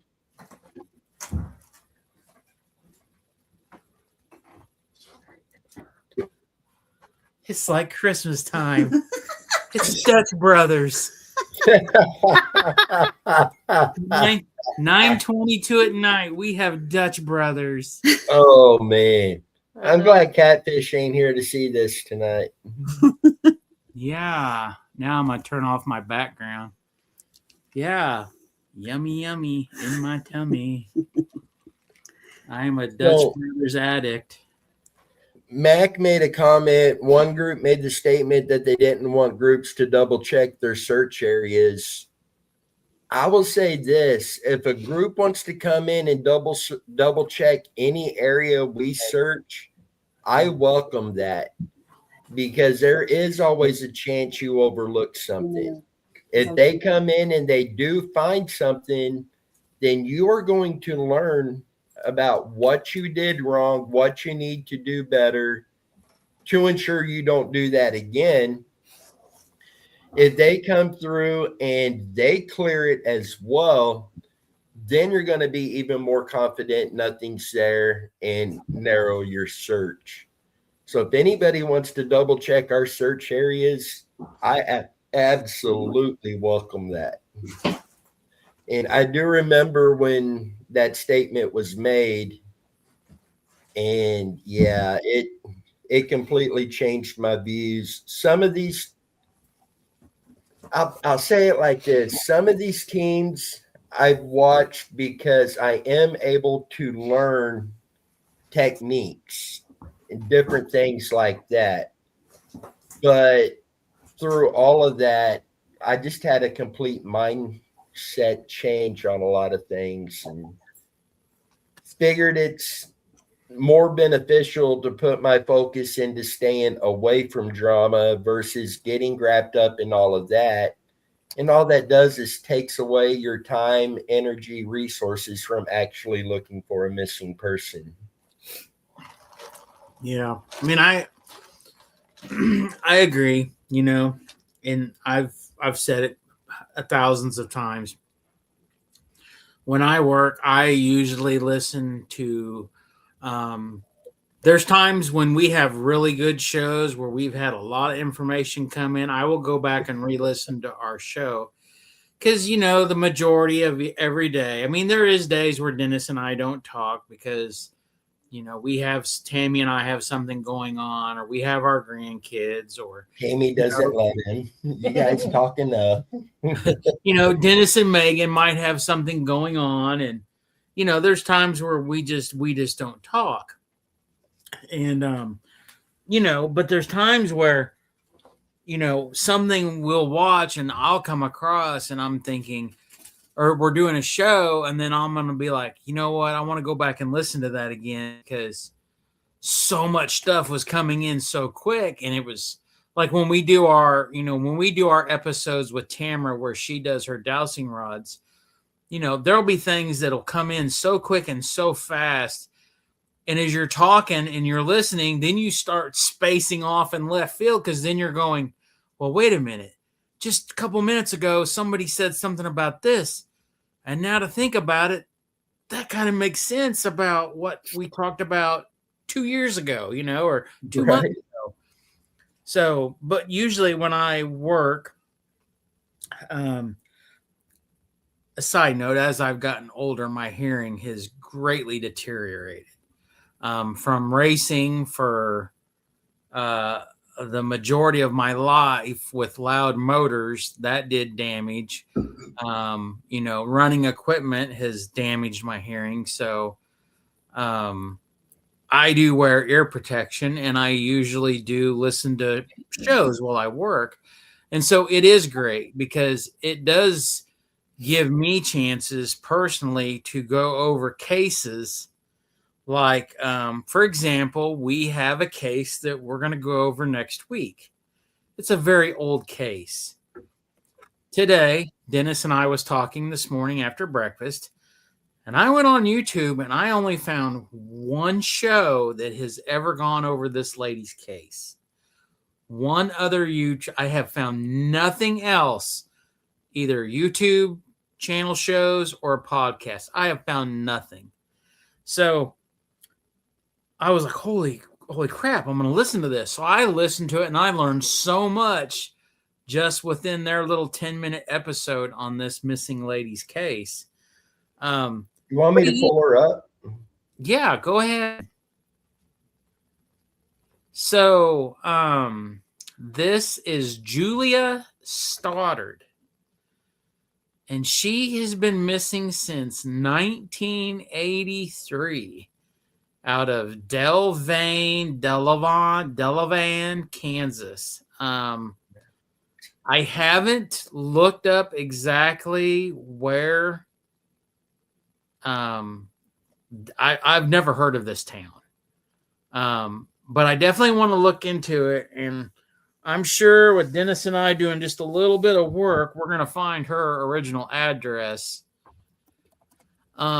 And we are going to look at some Google Earth images. I completely 100% I'm probably sure that her property, with everything that was on her property, is gone, been bulldozed.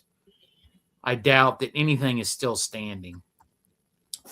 But the example, and I guess the point of this is, we do watch other people's shows because other people, do the same cases we do. And other people watch us, I'm sure, to see what we're talking about. Well, what did they go over at Muddy Waters, So this we're going to talk about this lady's case next week. And you don't want to miss this. This is going to be crazy. And I'm sure some of you might look it up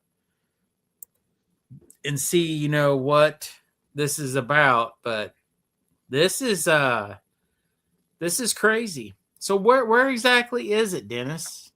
You see where Council Grove is? Here I'm kind of circling it a bit. Yeah. She would be right up in right here where this pin is. So it would be northwest of Council Grove. It's in an unincorporated community in Morris County, Kansas. It's only 2 hours from us. Yeah, it's only 2 hours away from here where we're at. So, I'm sure with a little bit of work, on newspapers.com, we will be able to search her name, the time, and something we have learned. Pulse, I'm sure you guys are still here with us. News.com, newspaper.com. Back in the day, the newspapers were very, very easily, they gave up everything. They would give up people's names, addresses, and Dennis and I had worked another case early last year up at a St. Joe of some women that went missing. And eventually 2 out of the 3 were found deceased, murdered by the same guy.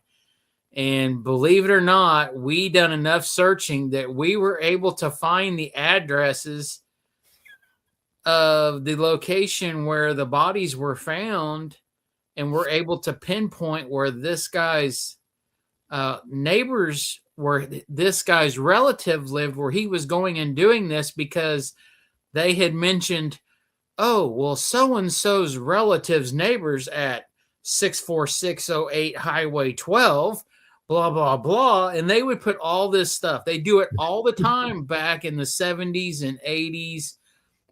I think they stopped giving really details maybe into the 90s. But I'm sure if we search hard enough, we're going to find Julia Stoddard's address, because they're going to say Julia Stoddard of, 1215 Highway H of Del Laverne, Kansas, has not been seen for, approximately 1 week, So, because we would like to take a look at Google Earth images, see what's there. Like I said, we've got to get some kind of images. There's multiple websites that we use to look at historical images of properties, streets, houses. And that's how you can get a real good idea of what was there then, what's there now. Because things change so much. We had another case of a lady who went missing, and we had a lead come in that had the address, the intersection, and they said, oh, there was a house there with a well, and supposedly this lady was thrown in the well on this abandoned house on this property.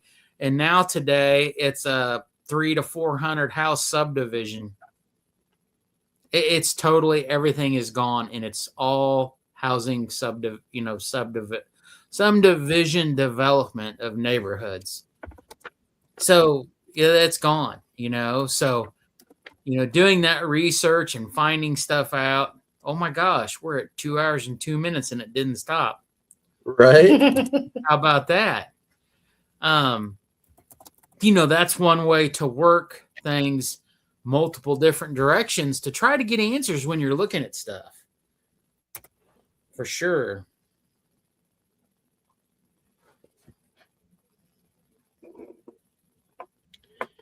Saying Pulse mentioned just a bit ago how he wished he had a thermal drone for Rebecca, the teacher that had went missing out of Emporia. He got some good news today, and I don't want to spill too much of his story, but he was able to get a thermal drone. That's phenomenal, wonderful news. You guys are blessed to have that, for sure. And Pulse, are you to where you can come up on the live with us? I could put the link over here in the comments, and you could click on that, and it would bring you through. It's a puppy. It's a puppy. If you do, you'll just want to make sure that your mic and camera is on. Which one? Are you sure that's good? It might kick us off soon. We'll see how it goes. You look at the screen. No, when we were talking about other teams coming in behind us to search, and we would welcome that, Paul said, share your search locations and I'll follow your lead. Just kidding.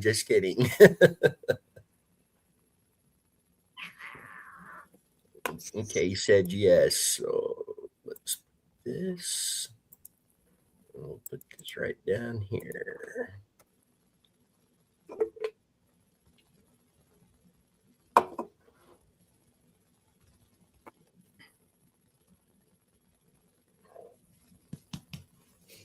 Can we get down?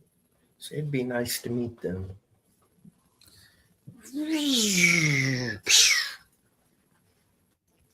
I would like to reach out to Dutch Brothers for a sponsorship on Rebel energy drink. I've never had one from there, so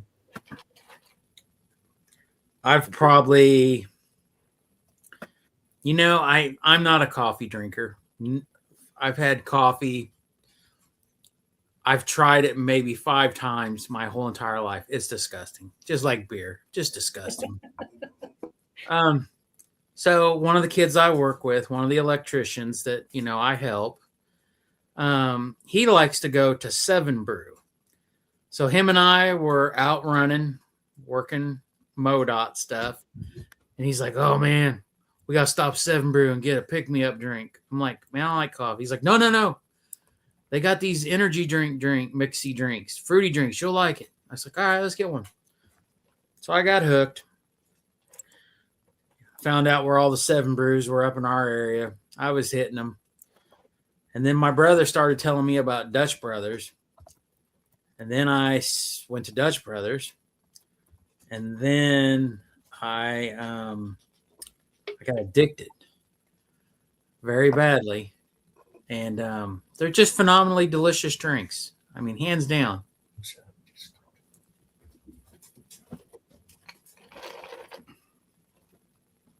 I know I'm patiently waiting for our 7 Brew to open, so Yeah. I don't know when it'll be, but they're both equally delicious, and now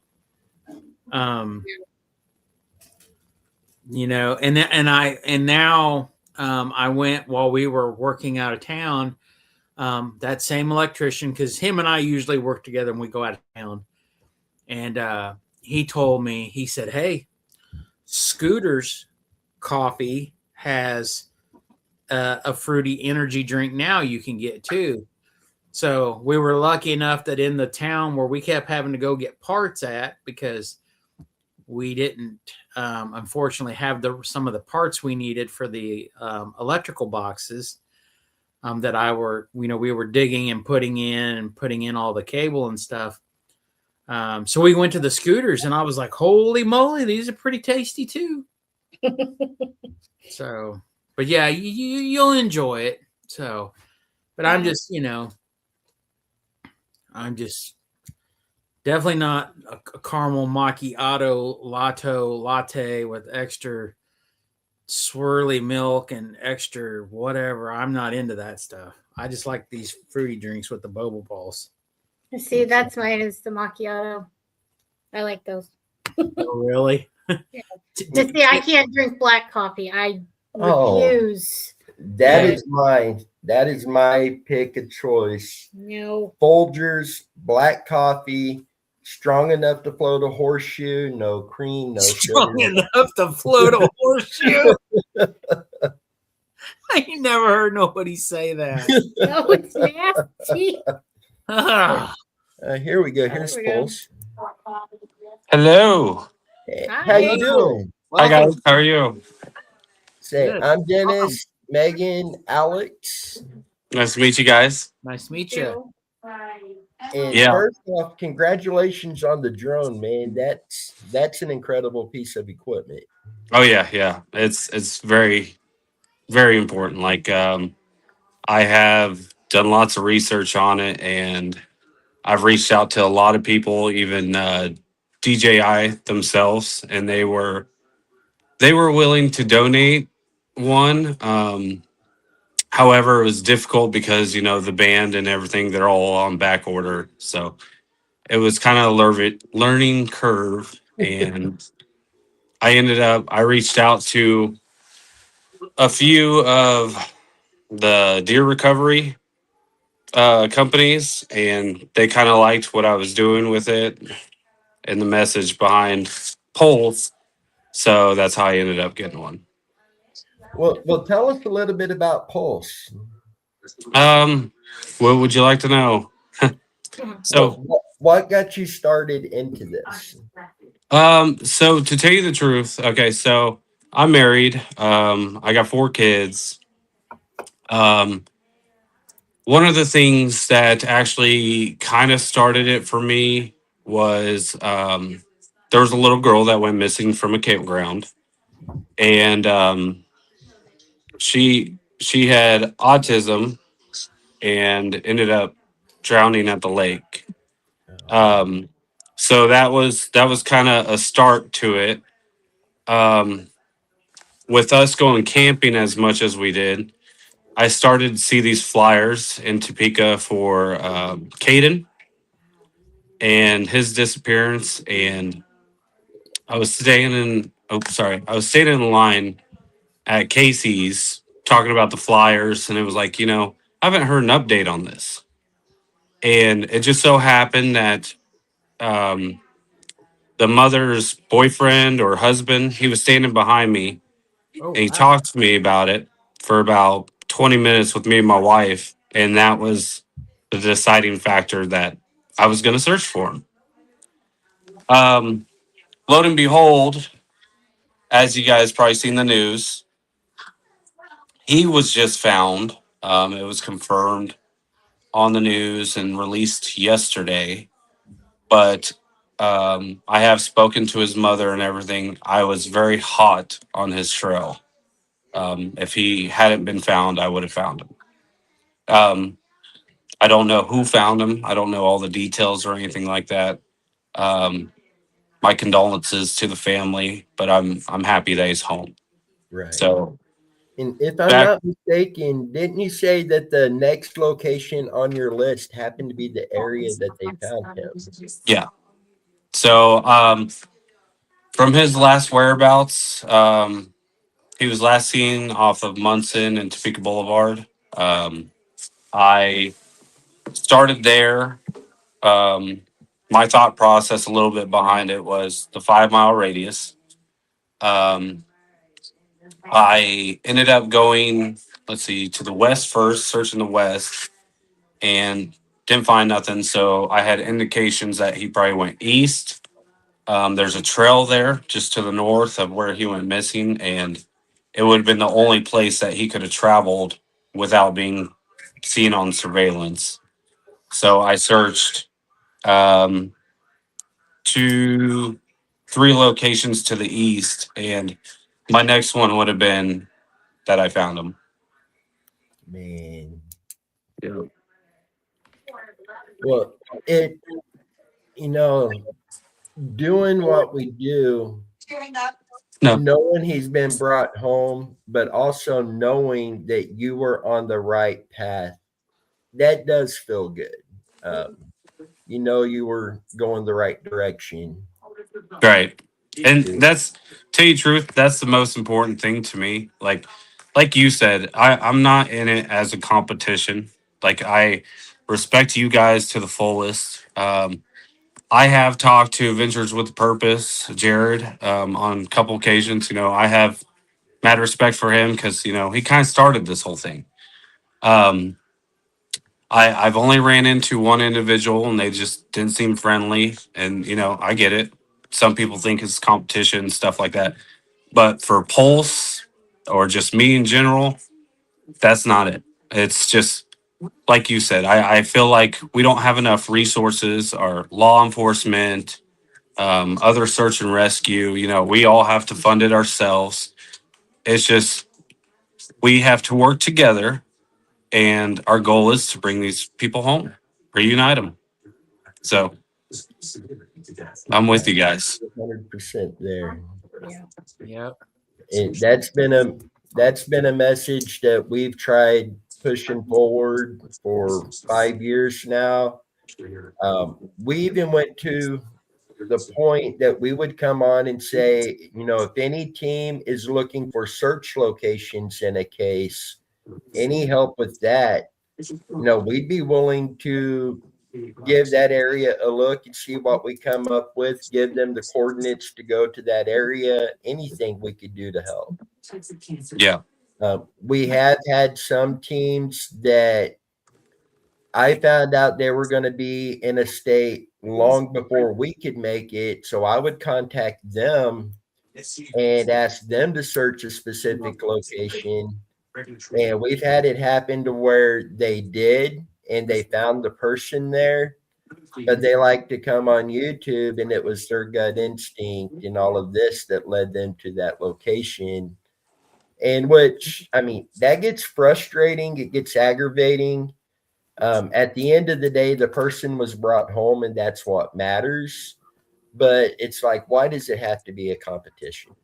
Right. And see, I always get asked like why I haven't done like a YouTube, for example. I just started my YouTube today, or why I don't document it. Well, that was kind of part of it for me, was just that I'm not really here, to showboat it. Like I realized that, just speaking for me and my circumstances, Topeka is having some sort of issue. I don't know what it is, but there are a lot of individuals just vanishing.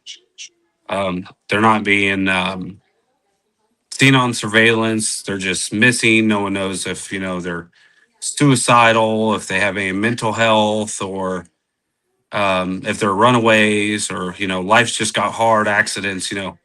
It's just, it seems like every couple weeks there's just more and more people that are vanishing just out of thin air out of Topeka. So it's been a little hard for me because I'm trying to stay caught up with it, and I work a lot with Randy, Kansas Missing Unsolved. Like, he sends me a lot of his flyers. I share that on my page like constantly. And I thank you guys and everyone else for sharing Pulse and what we're trying to do. I appreciate the support. It's a lot. So Yeah, and like we talked about earlier today, there's just not enough people that are able to get out, boots on the ground, do these searches. And anybody that comes in to do that, it's a great thing. yeah, And as Matt Grandel Jr. said, the more eyes, the better. And right. Ricky, Kansas Missing and Unsolved, we've been in contact with them for about 5 years now, and just incredible people over there. Yeah, Ricky does just Yeah, unbelievable Ricky. work. Sorry, my bad. I said Randy because we were talking about Randy.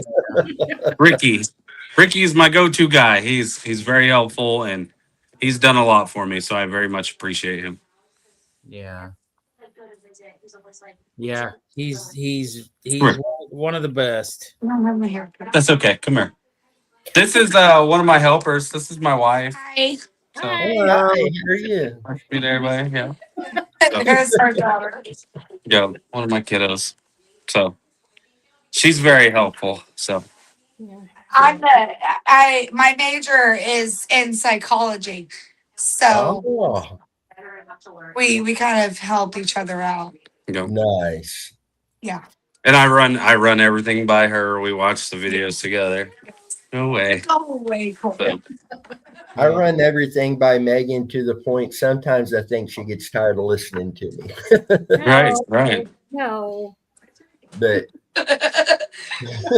You probably should eat Quiggles on YouTube Live. Well, it's nice to finally meet you guys.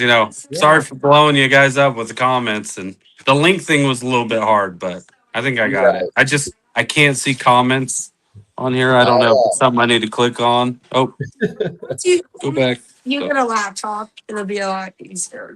Yeah. I used to do it on my phone when we first started doing this, and it was too hard. And I finally switched over to using a laptop, except, of course, with an iPhone, you get way better phone quality of picture. And I've even bought the 4K camera to plug into my laptop to get better pictures, and just It's Trying to make just, sure there's no cobwebs. yeah. No, but you know, I feel like it's just, so I don't. Hey, but I could be Joe Bob for $25 an hour. Just know that, okay? I loved it. That was hilarious. I know. I am Yeah. proud of you. Yeah, that was a very interesting day when all that went down. So Well, so actually, give you a little history. I was an electrician for about 15 years, oh, and I was a heavy machine operator, and so I get your thing, and definitely having your own equipment, that might be beneficial somewhere. I'm sure. Right, oh that's yeah. you better Say, Alex was involved in a pretty substantial dig on one of our cases here a while back ago. Oh Yeah. wow. Yeah, we went to it was on the Mark Fullerton case, and my wife and I and a couple other people. We so this was like about a 2.5, 3 month ordeal to make this happen. But initially, they asked me about me coming down and digging and bringing my equipment, and I agreed to it. And then it turned into going into Arkansas, and I'm like, I think it'd be just cheaper for me to rent something versus, dragging stuff that far away and spending that kind of fuel money. And so we ended up renting equipment down there, and but yeah, we dug up this guy's whole entire backyard pretty much. Oh wow. They see the one about in Chicago. I don't know Yeah, if you're that. talking about Yeah, they just. in Kansas, but Yeah. Chicago for the guy from 2003. Yeah. That was just Yep. he was in a car. Yep. That was a cold case solved. Yeah. But yeah, it's So sometimes the luck. Go ahead. Sorry. no, I'll just say sometimes it's pretty hectic. Yeah. There's a For lot. sure. It's a lot. Like you do not expect it.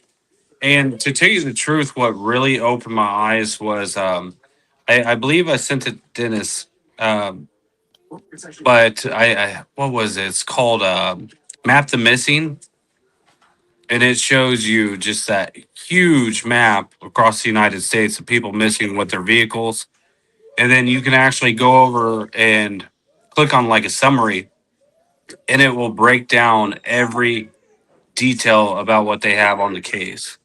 It's called, what is it called now? It's called Map the Missing. Map the Missing. Yeah, it's Oh wow, I definitely have to look into that. I didn't. it shows you like for example how many active adults are missing, how many children, what vehicle, where they were actually last seen, what the vehicle is. It's very informational. It's Yeah, I'll definitely have to check into that. yeah.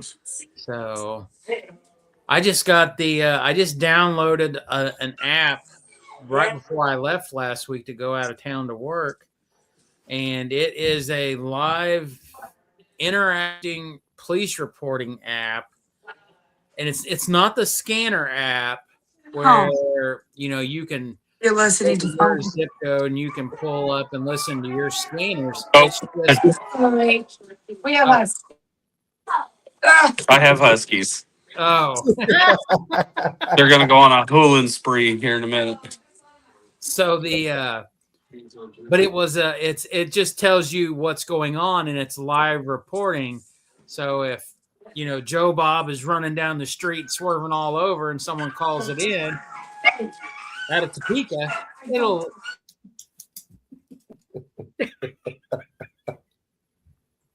hey, Biddy, come here. He takes when he gets Yeah. done. Biddy. I don't know where one of mine's at. That's pretty awesome. Got the Husky Quartet going on over there in Topeka. oh my. Oh yeah. I had to mute it.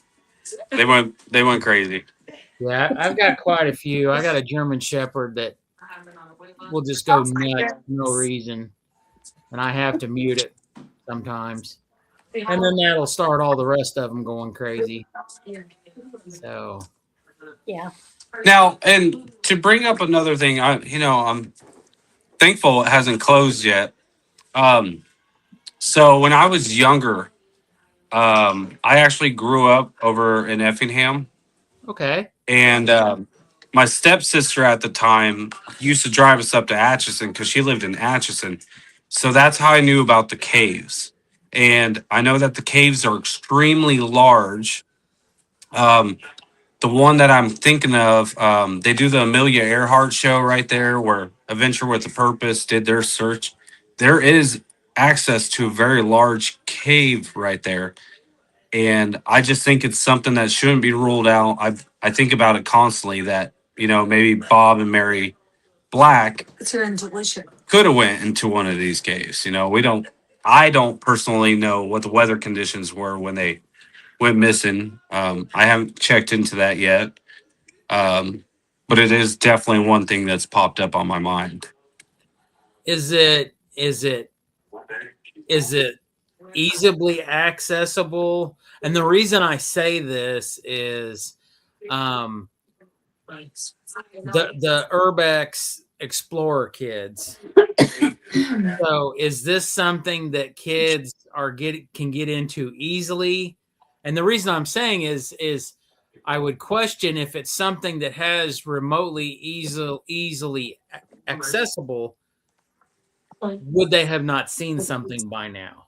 Right. And tell you the truth, so I have personally, Yeah. I haven't seen them in years, but the last I knew, they were still accessible and they were fairly easy. Like, I remember when I was young,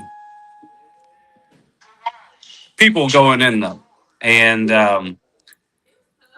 so, from my understanding, I don't know if they try to seal them up since or if they're more regulated. But you're so Um, brand new that this is. But But this is something.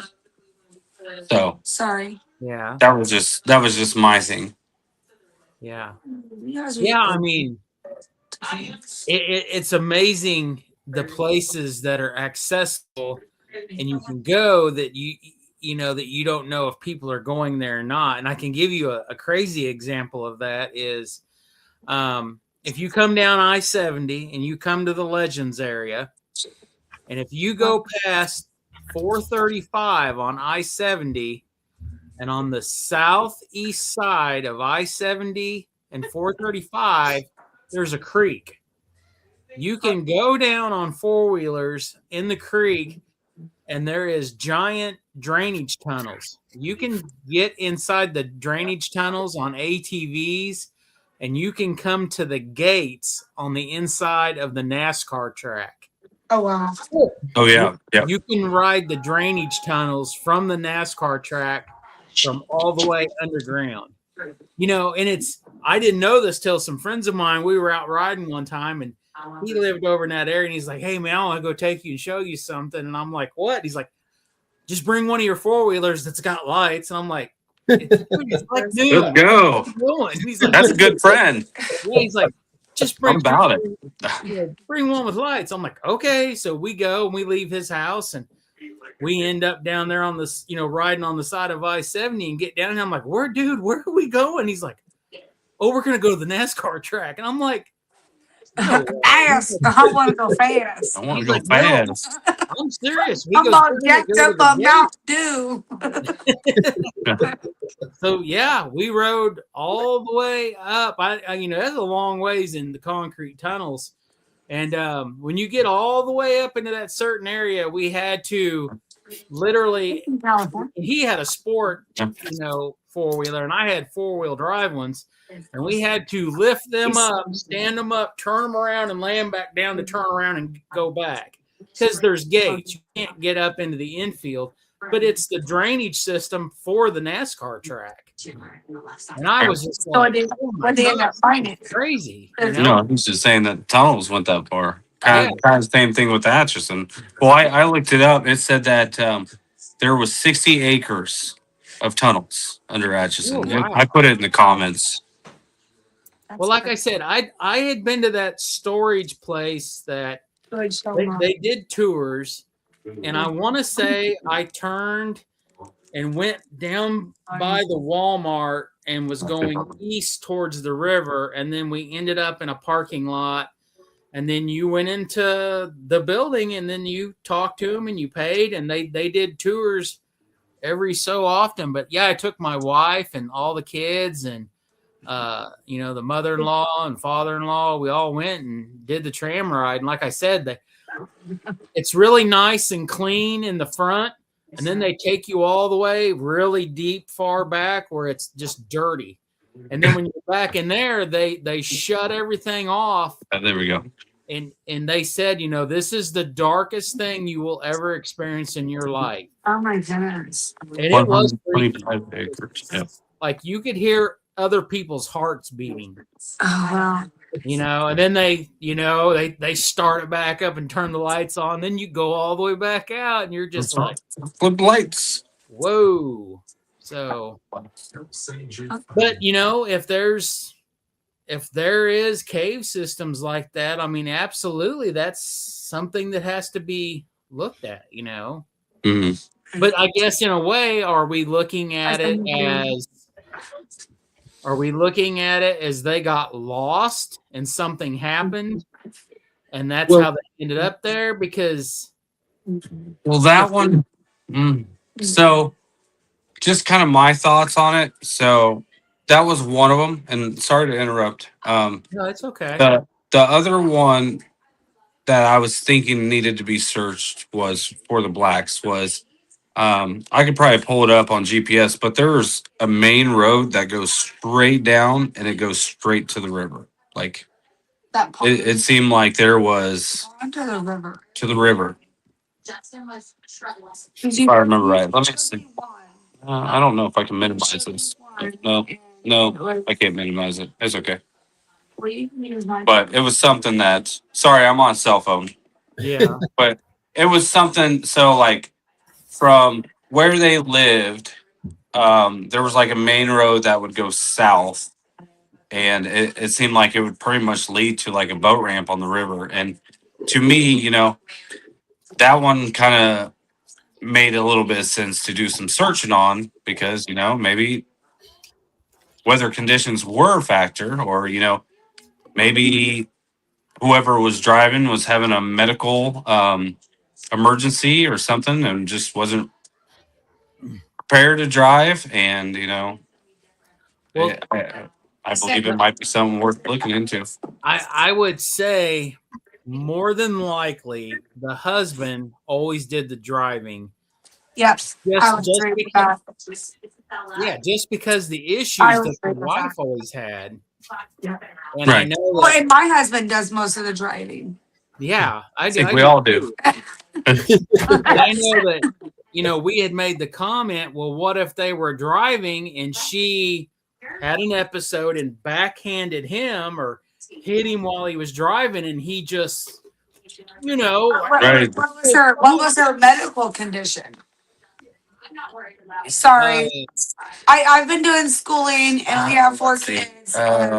So she had dementia. I try to stay. He is so on top of it as well, doing school himself. Right. Yeah. I think Dennis said that she suffered from dementia, Okay. something else. If Byron could have been on with us tonight, he probably could have had more information since he had been there with Jared, and when they I'm learning more about like the nervous system, like MS. Yeah, I mean, I'm guessing that I'm sure that has something, possibly. I don't know. I'm just beginning school. Yeah. So, I'm just now learning. That very well could have been, possibly what happened. MS is your nervous system, but dementia, that's. She had Alzheimer's, is what she had. Oh, Yeah, all She had that, and he was diabetic. Okay. Sorry, I was using another phone to look it up on my notes. That's so hard. Isn't that? And see, that's why I like psychology so much because There we you go. figure out what I got two phones now. I can somebody wants to, There you go. see the comments. how so many things, how they do things, and they do the things they do, or why they do the things they do, Yeah. or I at mean, least trying to help. More eyes. That is why I like psychology. So Thank you, Mark or Mac. There it is. Thank you, Mac. sorry, I'm not trying to take over your feed. Sorry, no, I haven't been able to see the comments. So I ended up pulling it up on another phone. yeah. Yeah, Mac Yeah. Randall Jr. has been with us pretty much from the beginning of our team. Really good guy. Yeah. He's definitely he's been around. You know, we're friends with him on. Oh.